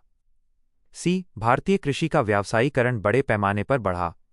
D. होल, ईस्ट इंडिया कंपनी के एकाधिकार और शोषण से भारतीय बुनकर बर्बाद हो गए। उत्तर डी. ईस्ट इंडिया कंपनी के एकाधिकार और शोषण से भारतीय बुनकर बर्बाद हो गए। व्याख्या, विकल्प डी सही है। इस काल व्यापारिक पूंजीवाद में कंपनी का मुख्य लक्ष्य कम कीमत पर माल खरीदना और उसे महंगे दामों पर बेचना था। बुनकरों को अग्रिम भुगतान ददनी देकर बाध्य किया गया, जिससे वे कर्ज में डूब गए और बर्बाद हो गए। अन्य विकल्प बड़े पैमाने पर आयात और कृषि का व्यावसायीकरण 1813 के बाद मुक्त व्यापार काल में अधिक प्रभावी हुआ। Q60 कार्बन सीमा समायोजन तंत्र CBAM के संदर्भ में निम्नलिखित कथनों पर विचार करें। 1. ये भारत और अन्य ब्रिक्स देशों की पहल है। 2. इसका उद्देश्य ये सुनिश्चित करना है कि आयातित उत्पादों पर कार्बन उत्सर्जन लागत लगे। 3. CBAM के अंतर्गत उत्सर्जन जिम्मेदारियों का आवंटन जलवायु परिवर्तन में उनके ऐतिहासिक योगदान के आधार पर देशों को समान रूप से सौंपा गया है। उपर्युक्त में से कौन से कथन सही हैं? A. होल केवल 1 और 3, बी केवल 2, सी केवल 2 और 3, डी 1, 2 और 3। उत्तर बी होल केवल 2। व्याख्या, कथन 1 गलत है। CBAM यूरोपीय संघ EU की एक पहल है, भारत या ब्रिक्स की नहीं। कथन 2 सही है। इसका मुख्य उद्देश्य कार्बन लीकेज को रोकना और आयातित वस्तुओं पर उनके कार्बन फुटप्रिंट के आधार पर शुल्क लगाना है। कथन 3 गलत है। यह तंत्र ऐतिहासिक योगदान के बजाय वर्तमान आयातित माल के उत्पादन के दौरान हुए उत्सर्जन पर आधारित है। Q61 भारत में औपनिवेशिक काल के दौरान प्रमुख समाचार पत्रों के संदर्भ में निम्नलिखित युग्मों पर विचार कीजिए। समाचार पत्र संस्थापक संपादक। 1. वॉइस ऑफ इंडिया, दादा भाई नौरोजी। 2. सोम प्रकाश, केशव चंद्र सेन। 3. बंगाली, सुरेंद्रनाथ बनर्जी। 4. Indian mirror, Ishwar Chandra Vidyasagar. उपरोक्त युग्मों में से कितने युग्म सही सुमेलित हैं? A होल केवल 1, B होल केवल 2, C होल केवल 3, D होल सभी 4। उत्तर B होल केवल 2। व्याख्या, युग्म 1 सही है। Voice of India Dadabhai Naoroji द्वारा शुरू किया गया था। युग्म 3 सही है। बंगाली का संपादन सुरेंद्रनाथ बनर्जी ने किया था। युग्म 2 गलत है। सोम प्रकाश ईश्वर चंद्र विद्यासागर द्वारा शुरू किया गया था। युग्म 4 गलत है। इंडियन मिरर के संस्थापक देवेंद्रनाथ टैगोर थे और मनमोहन घोष इसके संपादक रहे।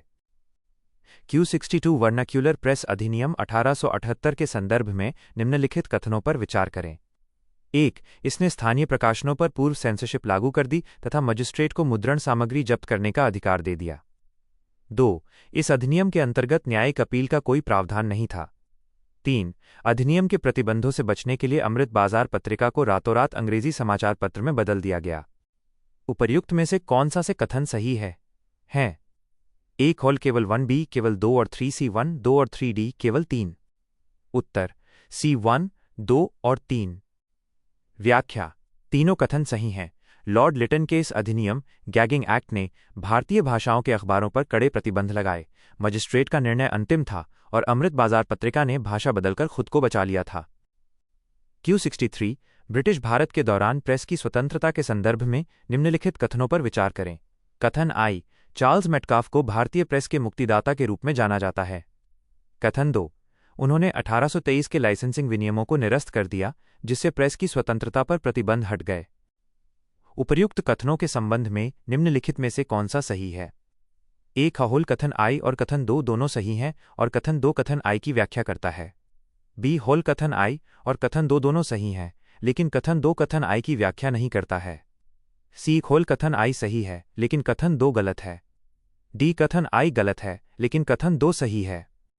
उत्तर ए कथन I और कथन 2 दोनों सही हैं और कथन 2 कथन I की व्याख्या करता है।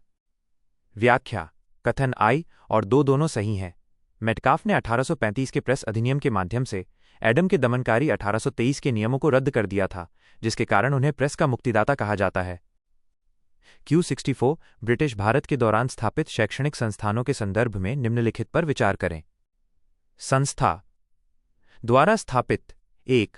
Calcutta Madrasa, Warren Hastings. 2. बनारस में संस्कृत महाविद्यालय, Jonathan Duncan. 3. Mohammedan Anglo Oriental College, Aligarh, Sir Syed Ahmad Khan. ऊपर दिए गए युग्मों में से कितने युग्म सही सुमेलित हैं? ए होल केवल 1, बी होल केवल 2, सी होल तीनों, डी होल कोई नहीं। उत्तर सी तीनों। व्याख्या: तीनों युग्म सही हैं। कलकत्ता मदरसा 1781, संस्कृत कॉलेज 1791 और अलीगढ़ कॉलेज 1875 के संस्थापक बिल्कुल सही दिए गए हैं। Q65 एग्रोवोल्टेक खेती के संदर्भ में निम्नलिखित कथनों पर विचार करें। 1. ये सौर पैनलों को कृषि उत्पादन के साथ एकीकृत करता है, जिससे ऊर्जा उत्पादन और फसल की खेती के लिए भूमि का दोहरा उपयोग संभव हो जाता है। 2. इससे मिट्टी से पानी का वाष्पीकरण बढ़ जाता है, जिससे शुष्क क्षेत्रों में फसल की पैदावार कम हो जाती है। 3. विश्व का सबसे बड़ा एग्रोवोल्टेक फार्म भारत में स्थित है। उपर्युक्त में से कौन से कथन सही हैं? ए होल केवल 1B होल 1, 2 और 3C केवल 2 और 3D केवल 1 और 3। उत्तर ए केवल 1। व्याख्या: कथन 1 सही है। यह एक ही भूमि पर खेती और सौर ऊर्जा दोनों का समाधान है। कथन 2 गलत है। पैनलों की छाया के कारण मिट्टी से पानी का वाष्पीकरण कम होता है, जिससे नमी बनी रहती है। कथन 3 गलत है। विश्व के सबसे बड़े एग्रोवोल्टेक प्रोजेक्ट्स वर्तमान में चीन और यूरोप के कुछ हिस्सों में हैं, न कि भारत में। Q66 1784 के पिट्स इंडिया अधिनियम द्वारा शुरू की गई शासन की दोहरी प्रणाली को निम्नलिखित में से किस अधिनियम द्वारा समाप्त कर दिया गया था?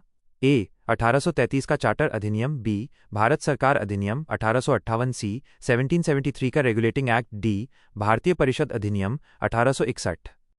उत्तर बी भारत सरकार अधिनियम 1858। व्याख्या: विकल्प बी सही है। 1857 की क्रांति के बाद 1858 के अधिनियम द्वारा बोर्ड ऑफ कंट्रोल और कोर्ट ऑफ डायरेक्टर्स को समाप्त कर सत्ता सीधे ब्रिटिश क्राउन को सौंप दी गई। Q67 द्वितीय विश्व युद्ध के दौरान और उसके बाद ब्रिटिश भारत में राजनीतिक घटनाक्रम के संदर्भ में निम्नलिखित घटनाओं पर विचार करें। 1. वायसराय लिनलिथगो द्वारा अगस्त प्रस्ताव।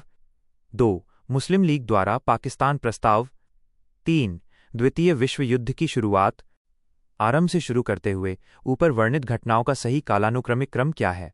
ए 213B 312C 231D 321। उत्तर डी 321। व्याख्या: द्वितीय विश्व युद्ध की शुरुआत 3 सितंबर 1939।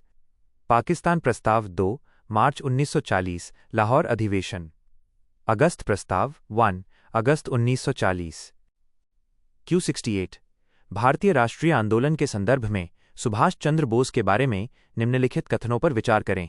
कथन आई, सुभाष चंद्र बोस ने द्वितीय विश्व युद्ध के दौरान ब्रिटिश युद्ध प्रयासों के समर्थन में भारत की भागीदारी का विरोध किया।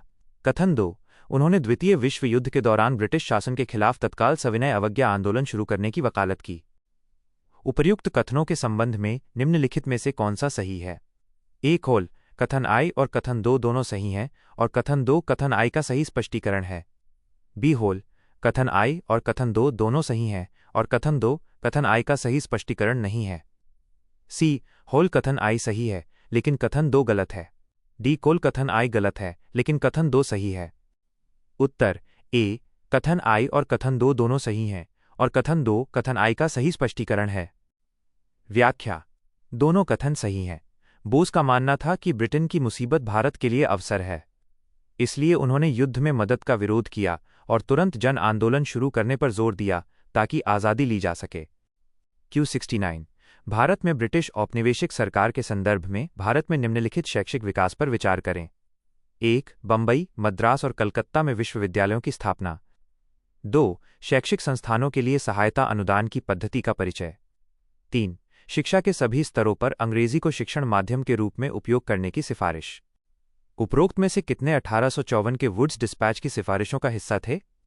ए होल केवल 1, बी होल केवल 2, सी होल तीनों, डी होल कोई नहीं। उत्तर बी होल केवल 2। व्याख्या: बिंदु 1 और 2 सही हैं। वुड्स डिस्पैच ने लंदन विश्वविद्यालय की तर्ज पर 3 शहरों में विश्वविद्यालय बनाने और ग्रांट इन एड सहायता अनुदान देने की सिफारिश की थी। बिंदु 3 गलत है। वुड्स डिस्पैच ने उच्च शिक्षा के लिए अंग्रेजी लेकिन प्राथमिक शिक्षा के लिए मातृभाषा वर्नैक्युलर लैंग्वेजेस के प्रयोग की सिफारिश की थी, न कि सभी स्तरों पर अंग्रेजी की।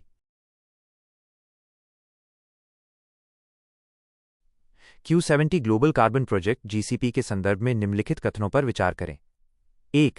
इसकी स्थापना 2015 में पेरिस में आयोजित संयुक्त राष्ट्र जलवायु परिवर्तन फ्रेमवर्क कन्वेंशन UNFCCC के COP21 के दौरान की गई थी। 2. इसका प्रमुख उद्देश्य वैश्विक कार्बन चक्रों पर नजर रखना और 3. प्रमुख ग्रीन हाउस गैसों अर्थात कार्बन डाइऑक्साइड, मीथेन और नाइट्रस ऑक्साइड के लिए बजट तैयार करना है। उपर्युक्त में से कौन सा से कथन सही है? हैं एक होल केवल 1, बी होल केवल 2, सी होल 1 और 2, दोनों डी होल न तो 1 और न ही 2। उत्तर बी होल केवल 2। व्याख्या: कथन 1 गलत है। ग्लोबल कार्बन प्रोजेक्ट GCP की स्थापना 2001 में हुई थी, न कि 2015 के पेरिस समझौते के दौरान। ये वैश्विक शोध समुदायों का एक साझा प्रयास है। कथन 2 सही है। इसका मुख्य कार्य वैश्विक कार्बन, मीथेन और नाइट्रस ऑक्साइड के उत्सर्जन और उनके बजट का वैज्ञानिक विश्लेषण करना है ताकि जलवायु परिवर्तन को समझा जा सके। Q71 आधुनिक भारतीय इतिहास के संदर्भ में निम्नलिखित समाचार पत्र पर विचार करें। 1. बंगदूत। 2. मिरात उल अकबर। 3. संवाद कौमुदी। 4. बंगदर्शन। उपर्युक्त समाचार पत्रों में से कितने के साथ राजा राम मोहन राय संस्थापक या संपादक के रूप में जुड़े थे? एक होल केवल 1, बी होल केवल 2, सी होल केवल 3, डी होल सभी 4। उत्तर सी केवल 3। व्याख्या: जुड़े हुए पत्र राजा राम मोहन राय संवाद कौमुदी बंगाली, मिरात उल अकबर फारसी और बंगदूत साप्ताहिक के साथ संस्थापक संपादक के रूप में जुड़े थे। बंगदर्शन यह समाचार पत्र बंकिम चंद्र चटर्जी द्वारा 1872 में शुरू किया गया था, न कि राजा राम मोहन राय द्वारा। Q72 आधुनिक भारतीय इतिहास के दौरान प्रमुख साहित्यिक कृतियों के संदर्भ में निम्नलिखित कथनों पर विचार कीजिए। किताब का नाम। द्वारा लिखित। 1. भारत का आर्थिक इतिहास, दादा भाई नौरोजी। 2. रुपए की समस्या, इसकी उत्पत्ति और इसका समाधान, B.R. अंबेडकर। 3. भारत में गरीबी की समस्या, R.C. दत्त। उपरोक्त दी गई पुस्तकों में से कितनी पुस्तकें सही सुमेलित हैं? ए खोल केवल 1, बी खोल केवल 2, सी खोल तीनों, डी कोई नहीं। उत्तर ए केवल 1। व्याख्या: युग्म 2 सही है। The problem of the rupee doctor, B.R. Ambedkar की प्रसिद्ध पुस्तक है। युग्म 1 गलत है। Economic history of India R.C. Dutt द्वारा लिखी गई थी। युग्म 3 गलत है। गरीबी और ड्रेन थ्योरी पर प्रसिद्ध पुस्तक poverty and un British rule in India Dadabhai Naoroji ने लिखी थी। Q73 भारत में ब्रिटिश प्रशासन के संदर्भ में निम्नलिखित कथनों पर विचार करें। भारतीय कारखाना अधिनियम 1891। 1. इस अधिनियम ने कारखाने में महिलाओं के काम के घंटों को 9 घंटे तक सीमित कर दिया। 2. इस अधिनियम ने सभी श्रमिकों के लिए साप्ताहिक अवकाश का प्रावधान किया। 3. अधिनियम के प्रावधानों के अनुसार 9 वर्ष से कम आयु के बच्चे को किसी भी उद्योग में नियोजित नहीं किया जा सकता। उपर्युक्त में से कौन सा से कथन सही है? ए होल केवल 1b केवल 2 और 3c केवल 1 और 3d 1 2 और 3। उत्तर बी केवल 2 और 3। व्याख्या: कथन एक गलत है। 1891 के अधिनियम ने महिलाओं के काम के घंटों को 11 घंटे प्रतिदिन सीमित किया था, न कि 9 घंटे। कथन 2 सही है। इसमें पहली बार सभी श्रमिकों के लिए साप्ताहिक छुट्टी वीकली हॉलिडे की व्यवस्था की गई थी। कथन 3 सही है। इस अधिनियम ने बच्चों के नियोजन की न्यूनतम आयु को 7 वर्ष से बढ़ाकर 9 वर्ष कर दिया था। Q74 भारत में ब्रिटिश शासन के दौरान बुनियादी शिक्षा की वर्धा योजना के संदर्भ में निम्नलिखित कथनों पर विचार करें। 1. जाकिर हुसैन समिति ने बुनियादी शिक्षा के ढांचे के विकास में महत्वपूर्ण भूमिका निभाई। 2. इसमें 7 से 14 वर्ष की आयु के सभी बच्चों के लिए निःशुल्क और अनिवार्य शिक्षा पर जोर दिया गया। 3. इसमें धार्मिक और नैतिक शिक्षा को पाठ्यक्रम का प्रमुख हिस्सा बनाया गया। उपरोक्त कथनों में से कितने गलत हैं? ए होल केवल 1, बी होल केवल 2, सी होल तीनों, डी होल कोई नहीं। उत्तर ए केवल 1। व्याख्या: कथन 3 गलत है। वर्धा योजना 1937 मुख्य रूप से हस्तशिल्प और व्यावसायिक शिक्षा पर केंद्रित थी। गांधीजी के सिद्धांतों पर आधारित इस योजना में धार्मिक शिक्षा के लिए कोई स्थान नहीं रखा गया था। कथन 1 और 2 सही हैं। डॉक्टर जाकिर हुसैन समिति ने ही इसका ब्यौरा तैयार किया था और इसने 7-14 वर्ष के बच्चों के लिए मुफ्त और मातृभाषा में शिक्षा का प्रस्ताव दिया था। Q75 निम्नलिखित कथनों पर विचार करें। दूरसंचार साइबर सुरक्षा नियम 2024 के अनुसार: 1. दूरसंचार संस्थाओं को दूरसंचार साइबर सुरक्षा पर वास्तविक या संभावित प्रतिकूल प्रभाव डालने वाली किसी भी घटना की सूचना पता चलने के 6 घंटे के भीतर केंद्र को देनी होगी। 2. IMEI नंबर वाले उपकरणों के निर्माताओं को भारत में निर्मित ऐसे उपकरणों की पहली बिक्री से पहले ऐसे उपकरणों का IMEI नंबर केंद्र सरकार के पास पंजीकृत कराना होगा। 3. प्रत्येक दूरसंचार इकाई द्वारा एक मुख्य दूरसंचार सुरक्षा अधिकारी की नियुक्ति की जानी चाहिए। उपर्युक्त में से कौन सा से कथन सही है? ए होल केवल 1 और 3, बी केवल 2, सी केवल 1, डी 1 2 और 3। उत्तर डी 1 2 और 3। व्याख्या: तीनों कथन सही हैं। नए नियमों के तहत सुरक्षा उल्लंघनों की रिपोर्टिंग के लिए 6 घंटे की सख्त समय सीमा तय की गई है। उपकरणों की ट्रैकिंग के लिए IMEI पंजीकरण अनिवार्य है और सुरक्षा के प्रबंधन के लिए एक समर्पित अधिकारी CTSO की नियुक्ति आवश्यक है। Q76 भारत में ब्रिटिश शासन के तहत निम्नलिखित शिक्षा संबंधी समितियों पर विचार करें। 1. हंटर शिक्षा आयोग।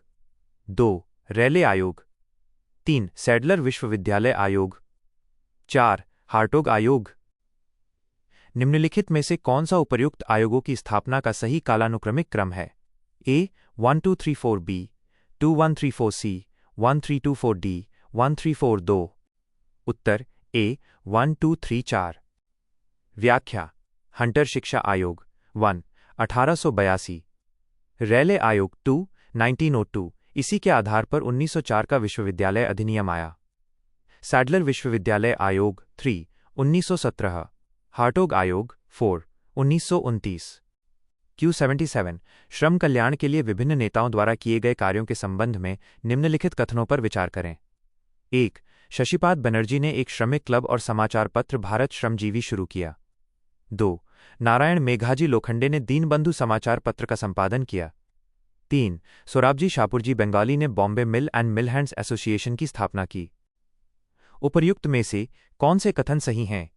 ए केवल 1 और 2, बी 1 2 और 3, सी केवल 1 और 3, डी केवल 2 और 3। उत्तर ए केवल 1 और 2। व्याख्या: कथन 1 और 2 सही हैं। शशिपाद बनर्जी ने 1870 में श्रमिक क्लब बनाया। NM लोखंडे, जिन्हें भारतीय श्रम आंदोलन का जनक माना जाता है, ने दीनबंधु के माध्यम से मजदूरों की आवाज उठाई। कथन 3 गलत है। बॉम्बे मिल एंड मिल हैंड्स एसोसिएशन की स्थापना NM लोखंडे ने की थी, न कि सोराबजी शाहपुरजी बंगाली ने। बंगाली ने 1878 में एक बिल लाने का प्रयास किया था। Q78 1859-60 के नील विद्रोह के संदर्भ में निम्नलिखित कथनों पर विचार करें। 1. विद्रोह का प्राथमिक कारण नील पर उच्च निर्यात शुल्क लगाने की सरकार की नीति थी। 2. इस आंदोलन का नेतृत्व दिगंबर बिस्वास और विष्णु बिस्वास ने किया था। 3. सरकार ने पुलिस बल का प्रयोग करके विद्रोह को दबा दिया और कोई भी समझौतापूर्ण कार्रवाई करने से इनकार कर दिया।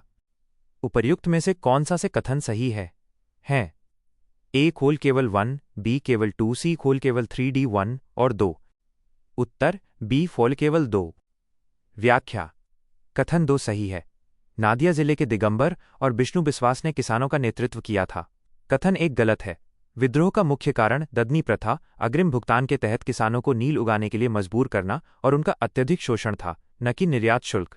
कथन 3 गलत है। सरकार ने इस विद्रोह के बाद नील आयोग, इंडिगो कमीशन का गठन किया और स्वीकार किया कि किसानों को नील उगाने के लिए मजबूर नहीं किया जा सकता। Q79 1857 के विद्रोह के बाद ब्रिटिश भारत में हुए किसान विद्रोहों की विशेषताओं के संबंध में निम्नलिखित में से कौन से कथन सही हैं? 1. ये विद्रोह मुख्यतः अंग्रेजों द्वारा किसानों के शोषण पर केंद्रित थे और ब्रिटिश अधिकारियों के विरुद्ध थे। 2. कई किसानों ने औपचारिक न्यायिक तंत्र के माध्यम से अपने कानूनी अधिकारों का दावा करना शुरू कर दिया। 3. किसानों की शिकायतें मुख्यतः आर्थिक कठिनाइयों में निहित थीं। नीचे दिए गए कोड का उपयोग करके सही उत्तर चुनें। ए केवल 1 और 2, बी केवल 2 और 3, सी केवल 1 और 3D 1, 2 और 3। उत्तर बी केवल 2 और 3। व्याख्या: कथन 2 और 3 सही हैं। 1857 के बाद के विद्रोह, जैसे पावना विद्रोह, अधिक संगठित थे और किसान अदालतों का सहारा लेने लगे थे। इनका मूल कारण लगान वृद्धि और साहूकारों का शोषण आर्थिक कारण था। कथन 1 गलत है। इस काल के अधिकांश विद्रोह सीधे ब्रिटिश शासन को उखाड़ने के लिए नहीं थे, बल्कि वे स्थानीय जमींदारों और साहूकारों के शोषण के खिलाफ थे। वे अक्सर ब्रिटिश कानून की सीमाओं के भीतर ही रहकर न्याय मांगते थे। Q80 निम्नलिखित में से कौन सा शब्द पीक ऑयल का सबसे अच्छा वर्णन करता है? ए. अधिकतम कार्बन उत्सर्जन में कटौती करने के लिए उपलब्ध सबसे स्वच्छ और सस्ता वैकल्पिक ईंधन। बी. वो बिंदु जिस पर वैश्विक तेल उत्पादन अपनी अधिकतम दर पर पहुंच जाएगा और फिर अपरिवर्तनीय रूप से गिरावट शुरू हो जाएगी। सी. अंतर्राष्ट्रीय बाजारों में कच्चे तेल की उच्चतम दर्ज कीमत का बिंदु। डी. वो चरण जहां वैश्विक कच्चे तेल की मांग चरम पर होती है। उत्तर बी. वह बिंदु जिस पर वैश्विक तेल उत्पादन अपनी अधिकतम दर पर पहुंच जाएगा और फिर अपरिवर्तनीय रूप से गिरावट शुरू हो जाएगी। व्याख्या: विकल्प बी सही है। पीक ऑयल उस समय को दर्शाता है जब पृथ्वी से कच्चे तेल को निकालने की दर अपने उच्चतम स्तर पर होती है, जिसके बाद उत्पादन हमेशा के लिए कम होने लगता है क्योंकि स्रोत समाप्त होने लगते हैं। यह भूवैज्ञानिक सीमाओं पर आधारित है।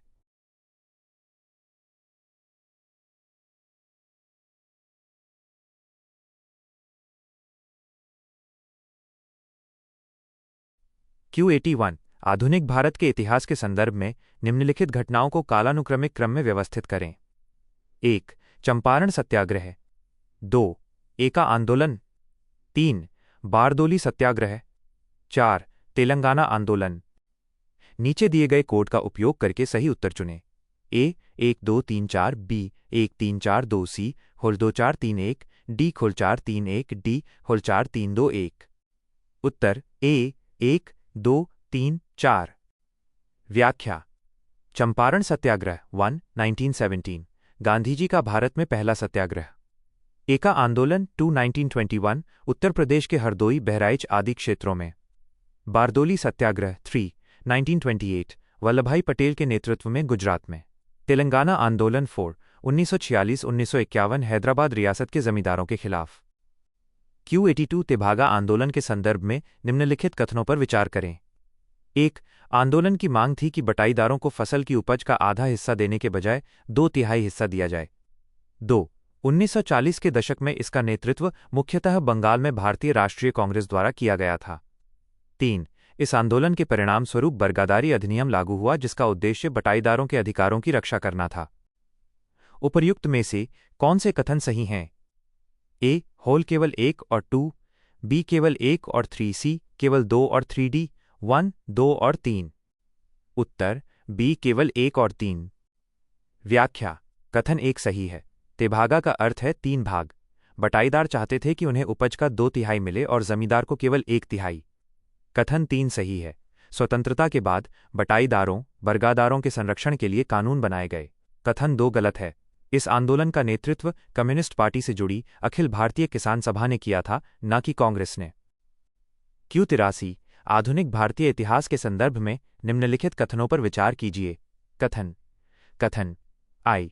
भारतीय राष्ट्रीय कांग्रेस के कई उदारवादी नेताओं ने 1881 और 1891 के कारखाना अधिनियमों का विरोध किया।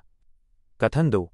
उदारवादी नेताओं का मानना था कि ऐसे श्रम कानून श्रमिकों के लिए काम के घंटे, मजदूरी और काम करने की स्थिति को विनियमित करके भारतीय स्वामित्व वाले व्यवसायों द्वारा प्राप्त प्रतिस्पर्धात्मक लाभ को कमजोर कर देंगे।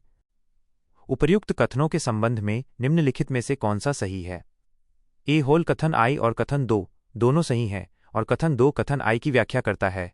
बी होल कथन आई और कथन 2 दोनों सही हैं लेकिन कथन 2 कथन आई की व्याख्या नहीं करता है। सी होल कथन आई सही है लेकिन कथन 2 सही नहीं है। डी होल कथन आई सही नहीं है लेकिन कथन 2 सही है। उत्तर ए कथन आई और कथन 2 दोनों सही हैं और कथन 2 कथन आई की व्याख्या करता है। व्याख्या।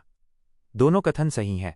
प्रारंभिक राष्ट्रवादी नेताओं को डर था कि ये कानून ब्रिटिश उद्योगपतियों के इशारे पर लाए गए हैं ताकि भारतीय कपड़ा उद्योग की वृद्धि रोकी जा सके। उन्हें लगा कि इससे भारतीय मिलों की लागत बढ़ेगी और वे ब्रिटिश मिलों का मुकाबला नहीं कर पाएंगी। Q84 निम्नलिखित जानकारी पर विचार करें। 1. स्कूल पाठ्यक्रम 12 वर्ष का होना चाहिए तथा इंटरमीडिएट स्तर के बाद विश्वविद्यालय में प्रवेश मिलना चाहिए। 2. माध्यमिक एवं इंटरमीडिएट शिक्षा के प्रबंधन के लिए एक अलग बोर्ड की स्थापना की जानी चाहिए। 3. विश्वविद्यालयों को केंद्रीकृत एकात्मक आवासीय शिक्षण संस्थान होना चाहिए। 4. महिला शिक्षा, व्यावसायिक और शिक्षक प्रशिक्षण पर जोर दिया जाना चाहिए।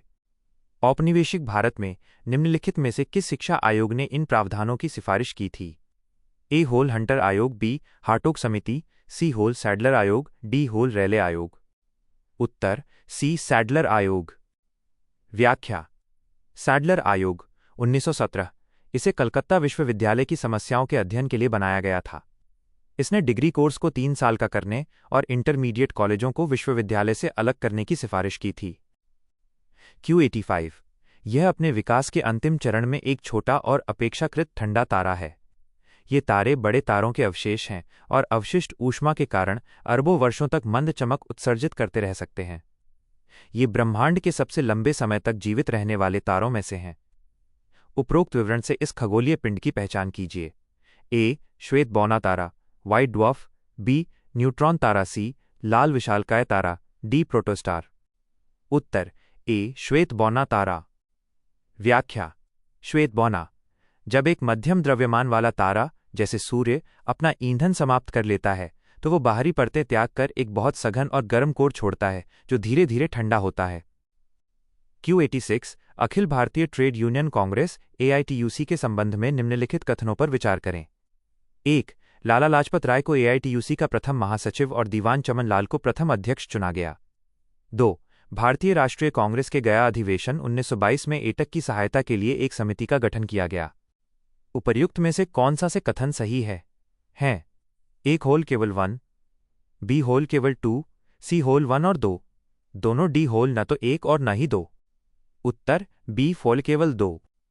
व्याख्या। कथन 1 गलत है। प्रथम अध्यक्ष लाला लाजपत राय थे और प्रथम महासचिव दीवान चमन लाल थे। यहां पदों को आपस में बदल दिया गया है। कथन 2 सही है। कांग्रेस के गया अधिवेशन में मजदूरों और किसानों को संगठित करने के लिए एटक के साथ सहयोग का प्रस्ताव पारित हुआ था। Q87 औपनिवेशिक भारत में शिक्षा के विकास के संदर्भ में विलियम एडम की 1835, 1836 और 1838 की रिपोर्टें संबंधित थीं। ए सरकारी स्कूलों में अंग्रेजी शिक्षा की शुरुआत, बी प्रेसिडेंसी शहरों में विश्वविद्यालयों की स्थापना, सी बंगाल और बिहार में स्वदेशी स्थानीय भाषा शिक्षा की स्थिति, डी शिक्षा पर वुड के डिस्पैच का कार्यान्वयन। उत्तर सी बंगाल और बिहार में स्वदेशी स्थानीय भाषा शिक्षा की स्थिति। व्याख्या।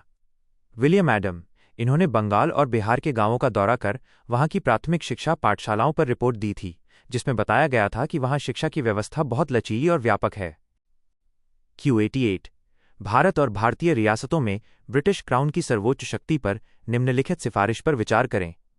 सर्वोच्चता को सर्वोच्च रहना चाहिए और समय की बदलती आवश्यकताओं और राज्यों के प्रगतिशील विकास के अनुसार स्वयं को अपनाते हुए और परिभाषित करते हुए अपने दायित्वों को पूरा करना चाहिए। उपरोक्त सिफारिश किस समिति ने दी है? ए होल फ्रेजर आयोग, बी होल बटलर समिति, डी होल मैकलेगन समिति। उत्तर सी बटलर समिति। व्याख्या। बटलर समिति 1927 इसे भारतीय राज्य समिति भी कहा जाता है। इसने ब्रिटिश क्राउन और रियासतों के बीच संबंधों की जांच की और सर्वोच्चता पैरामाउंसी के सिद्धांत को पुख्ता किया। Q89 शिक्षा नीति पर सरकारी प्रस्ताव 1913 के संदर्भ में निम्नलिखित कथनों पर विचार कीजिए। 1. भारत सरकार ने संपूर्ण ब्रिटिश भारत में अनिवार्य प्राथमिक शिक्षा प्रदान करने की जिम्मेदारी स्वीकार की। 2. प्रस्ताव में प्रत्येक ब्रिटिश प्रांत में एक विश्वविद्यालय स्थापित करने का निर्णय लिया गया। उपर्युक्त में से कौन सा से कथन सही है? A होल केवल 1, B होल केवल 2, C होल 1 और 2, दोनों D होल न तो 1 और न ही 2। उत्तर B होल केवल 2। व्याख्या: कथन एक गलत है। सरकार ने अनिवार्य कंपल्सरी शिक्षा की जिम्मेदारी लेने से इनकार कर दिया था, गोखले की मांग के बावजूद, हालांकि साक्षरता बढ़ाने का वादा किया था। कथन 2 सही है। इस नीति ने उच्च शिक्षा के विस्तार के लिए हर प्रांत में कम से कम एक विश्वविद्यालय बनाने का लक्ष्य रखा था। Q90 हाल ही में निम्नलिखित में से किस कार्यक्रम में भूख और गरीबी के खिलाफ वैश्विक गठबंधन का शुभारंभ किया गया? A 2024 संयुक्त राष्ट्र जलवायु परिवर्तन सम्मेलन COP29, B 2024 संयुक्त राष्ट्र CBD conference of parties COP16 Rome, Italy में FAO सम्मेलन 2023 का 43वां सत्र, D 18वां G20 नेताओं का शिखर सम्मेलन 2024 रियो डी जेनेरियो, ब्राजील में। उत्तर 18वां G20 नेताओं का शिखर सम्मेलन 2024 रियो डी जेनेरियो, ब्राजील में। व्याख्या: global alliance against hunger and poverty, इसकी शुरुआत ब्राजील की अध्यक्षता में हुए G20 शिखर सम्मेलन के दौरान की गई थी। Q91 जयप्रकाश नारायण के संदर्भ में निम्नलिखित कथनों पर विचार करें। 1. वो 1934 में कांग्रेस सोशलिस्ट पार्टी के सह संस्थापकों में से एक थे। 2. वो 1954 में ग्रामदान आंदोलन में शामिल हुए। 3. उन्होंने घोषणा की कि दलीय राजनीति भारत के लिए उपयुक्त नहीं है और उन्होंने दलविहीन लोकतंत्र के लिए अभियान चलाया। 4. उन्होंने 1975 में राष्ट्रीय आपातकाल के दौरान संपूर्ण क्रांति की वकालत की। उपर्युक्त में से कौन सा कथन सही है? A केवल 1, 2 और 4, B केवल 2, 3 और 4, C केवल 1 और 3, D 1, 2, 3 और 4। उत्तर D 1, 2, 3 और 4। व्याख्या: सभी कथन सही हैं। जेपी ने CSP बनाई, भूदान ग्रामदान से जुड़े, बाद में सक्रिय राजनीति छोड़कर दलविहीन लोकतंत्र की बात की और इंदिरा गांधी सरकार के खिलाफ संपूर्ण क्रांति का नारा दिया। Q92 भारत में औपनिवेशिक शासन के संदर्भ में निम्नलिखित कथनों पर विचार कीजिए। 1. इसने ईस्ट इंडिया कंपनी के अधीन रोजगार में धर्म, जन्म या वंश के आधार पर भेदभाव को प्रतिबंधित किया। 2. इसने ब्रिटिश भारत में दास प्रथा में सुधार और क्रमिक उन्मूलन के लिए उपायों की सिफारिश की। 3. इसने भारतीय कानूनों के संहिताकरण और समेकन का प्रस्ताव रखा। उपर्युक्त प्रावधान निम्नलिखित में से किस अधिनियम के हैं? A 1833 का चार्टर अधिनियम, B 1773 का regulating act, C Pitt's India act 1784, D 1813 का चार्टर अधिनियम। उत्तर A 1833 का चार्टर अधिनियम। व्याख्या: 1833 का चार्टर, इसकी धारा 87 ने भेदभाव खत्म करने की बात की। इसी ने दास प्रथा खत्म करने का निर्देश दिया और इसी के तहत लॉर्ड मैकाले की अध्यक्षता में पहला विधि आयोग संहिताकरण के लिए बना।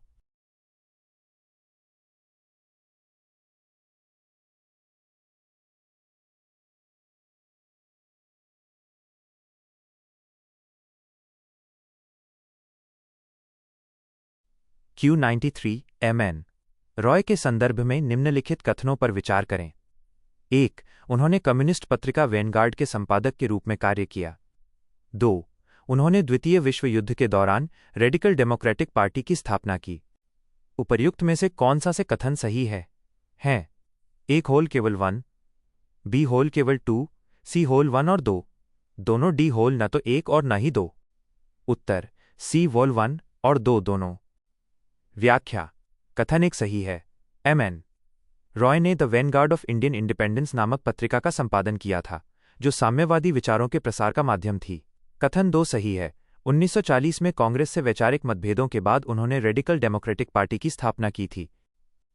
Q94 ब्रिटिश शासन के दौरान भारतीय इतिहास के संदर्भ में निम्नलिखित घटनाओं पर विचार करें। 1. मुस्लिम लीग द्वारा लाहौर प्रस्ताव। 2. कांग्रेस द्वारा भारत छोड़ो प्रस्ताव। 3. क्रिप्स मिशन का भारत आगमन। 4. कांग्रेस सोशलिस्ट पार्टी की स्थापना। उपरोक्त में से कितनी घटनाएं लॉर्ड लिनलिथगो के भारत के वायसराय 1936-44 के कार्यकाल के दौरान घटित हुईं। ए होल केवल 1, बी होल केवल 2, सी होल केवल 3, डी होल सभी 4। उत्तर सी केवल 3। व्याख्या। लाहौर प्रस्ताव 1940, भारत छोड़ो प्रस्ताव 1942 और क्रिप्स मिशन 1942 लिनलिथगो के कार्यकाल में हुए। कांग्रेस सोशलिस्ट पार्टी फो गलत है। इसकी स्थापना 1934 में हुई थी, जब लॉर्ड विलिंगडन वायसराय थे। Q95 नियंत्रक महालेखा परीक्षक सीएजी के कार्यालय के संदर्भ में निम्नलिखित कथनों पर विचार करें। 1. नियंत्रक एवं महालेखा परीक्षक सीएजी की नियुक्ति भारत के राष्ट्रपति द्वारा अपने हस्ताक्षर एवं मुहर सहित वारंट द्वारा की जाती है। 2. भारतीय संविधान के अनुसार सीएजी संघ और राज्यों के खातों की लेखा परीक्षा के लिए जिम्मेदार एकमात्र प्राधिकरण है। 3. नियंत्रक एवं महालेखा परीक्षक का वेतन और भत्ते भारत की संचित निधि पर भारित होते हैं। उपर्युक्त में से कौन से कथन सही हैं? ए होल केवल 1 और 3B केवल 2 और 3C केवल 1 और 2, डी होल 1, 2 और 3। उत्तर डी 1, 2 और 3। व्याख्या। तीनों कथन सही हैं। अनुच्छेद 148 के तहत राष्ट्रपति इनकी नियुक्ति करते हैं। ये संघ और राज्यों दोनों के लिए एकमात्र ऑडिटिंग बॉडी हैं और इनकी स्वतंत्रता सुनिश्चित करने के लिए इनका वेतन संचित निधि पर भारित होता है। Q96 भारत में ब्रिटिश शासन के संदर्भ में वायसराय और उनके शासनकाल के दौरान घटित महत्वपूर्ण घटनाओं के निम्नलिखित युग्मों पर विचार कीजिए। वायसराय, उनके शासनकाल के दौरान महत्वपूर्ण घटनाएं। 1. लॉर्ड विलिंगडन, कलकत्ता से दिल्ली राजधानी का स्थानांतरण। 2. लॉर्ड रीडिंग, स्वराज पार्टी की स्थापना। 3. लॉर्ड चेम्सफोर्ड, जलियांवाला बाग हत्याकांड। 4. लॉर्ड हार्डिंग द्वितीय, भारत सरकार अधिनियम 1935 का अधिनियमन। ऊपर दिए गए युग्मों में से कितने युग्म सही सुमेलित हैं? ए होल केवल 1, बी होल केवल 2, सी होल केवल 3, डी होल सभी 4। उत्तर बी होल केवल 2। व्याख्या। युग्म 2 और 3 सही सुमेलित हैं। स्वराज पार्टी 1923 रीडिंग के समय और जलियांवाला बाग 1919 चेम्सफोर्ड के समय हुआ। युग्म 1 गलत है। राजधानी स्थानांतरण 1911 लॉर्ड हार्डिंग द्वितीय के समय हुआ था। युग्म 4 गलत है। 1935 का अधिनियम लॉर्ड विलिंगडन के समय पारित हुआ था। Q97 1947 के सीमा आयोग के संदर्भ में निम्नलिखित कथनों पर विचार करें। 1. इसकी अध्यक्षता सर सिरिल रैडक्लिफ ने की थी। 2. सीमा आयोग का निर्णय 15 अगस्त 1947 को भारतीय स्वतंत्रता की औपचारिक घोषणा से पहले सार्वजनिक कर दिया गया था। 3. तेज बहादुर सप्रू सीमा आयोग के भारतीय सदस्यों में से एक थे। उपर्युक्त में से कौन सा से कथन सही है? हैं ए होल केवल 1, बी केवल 1 और 2C केवल 1 और 3D 1, 2 और 3। उत्तर ए केवल 1। व्याख्या। कथन 1 सही है। विभाजन रेखा खींचने के लिए रैडक्लिफ की अध्यक्षता में आयोग बना था। कथन 2 गलत है। रैडक्लिफ अवार्ड 17 अगस्त 1947 को सार्वजनिक किया गया था, आज़ादी के 2 दिन बाद। कथन 3 गलत है। आयोग में कांग्रेस और लीग के सदस्य न्यायाधीश थे, सप्रू इसके सदस्य नहीं थे। Q98 व्यापार विवाद अधिनियम 1929 के संदर्भ में निम्नलिखित कथनों पर विचार करें। 1. अधिनियम ने विशुद्ध रूप से राजनीतिक प्रकृति की ट्रेड यूनियन गतिविधि पर रोक लगा दी। 2. इसने किसी भी प्रकार के उद्योग में हड़ताल को अवैध बना दिया। उपर्युक्त में से कौन सा से कथन सही है? हैं ए होल केवल 1, बी होल केवल 2, सी होल 1 और 2, दोनों डी होल न तो 1 और न ही 2। उत्तर ए केवल 1। व्याख्या। कथन 1 सही है। इस कानून ने उन हड़तालों और तालाबंदी को प्रतिबंधित किया जिनका उद्देश्य केवल राजनीतिक दबाव डालना था।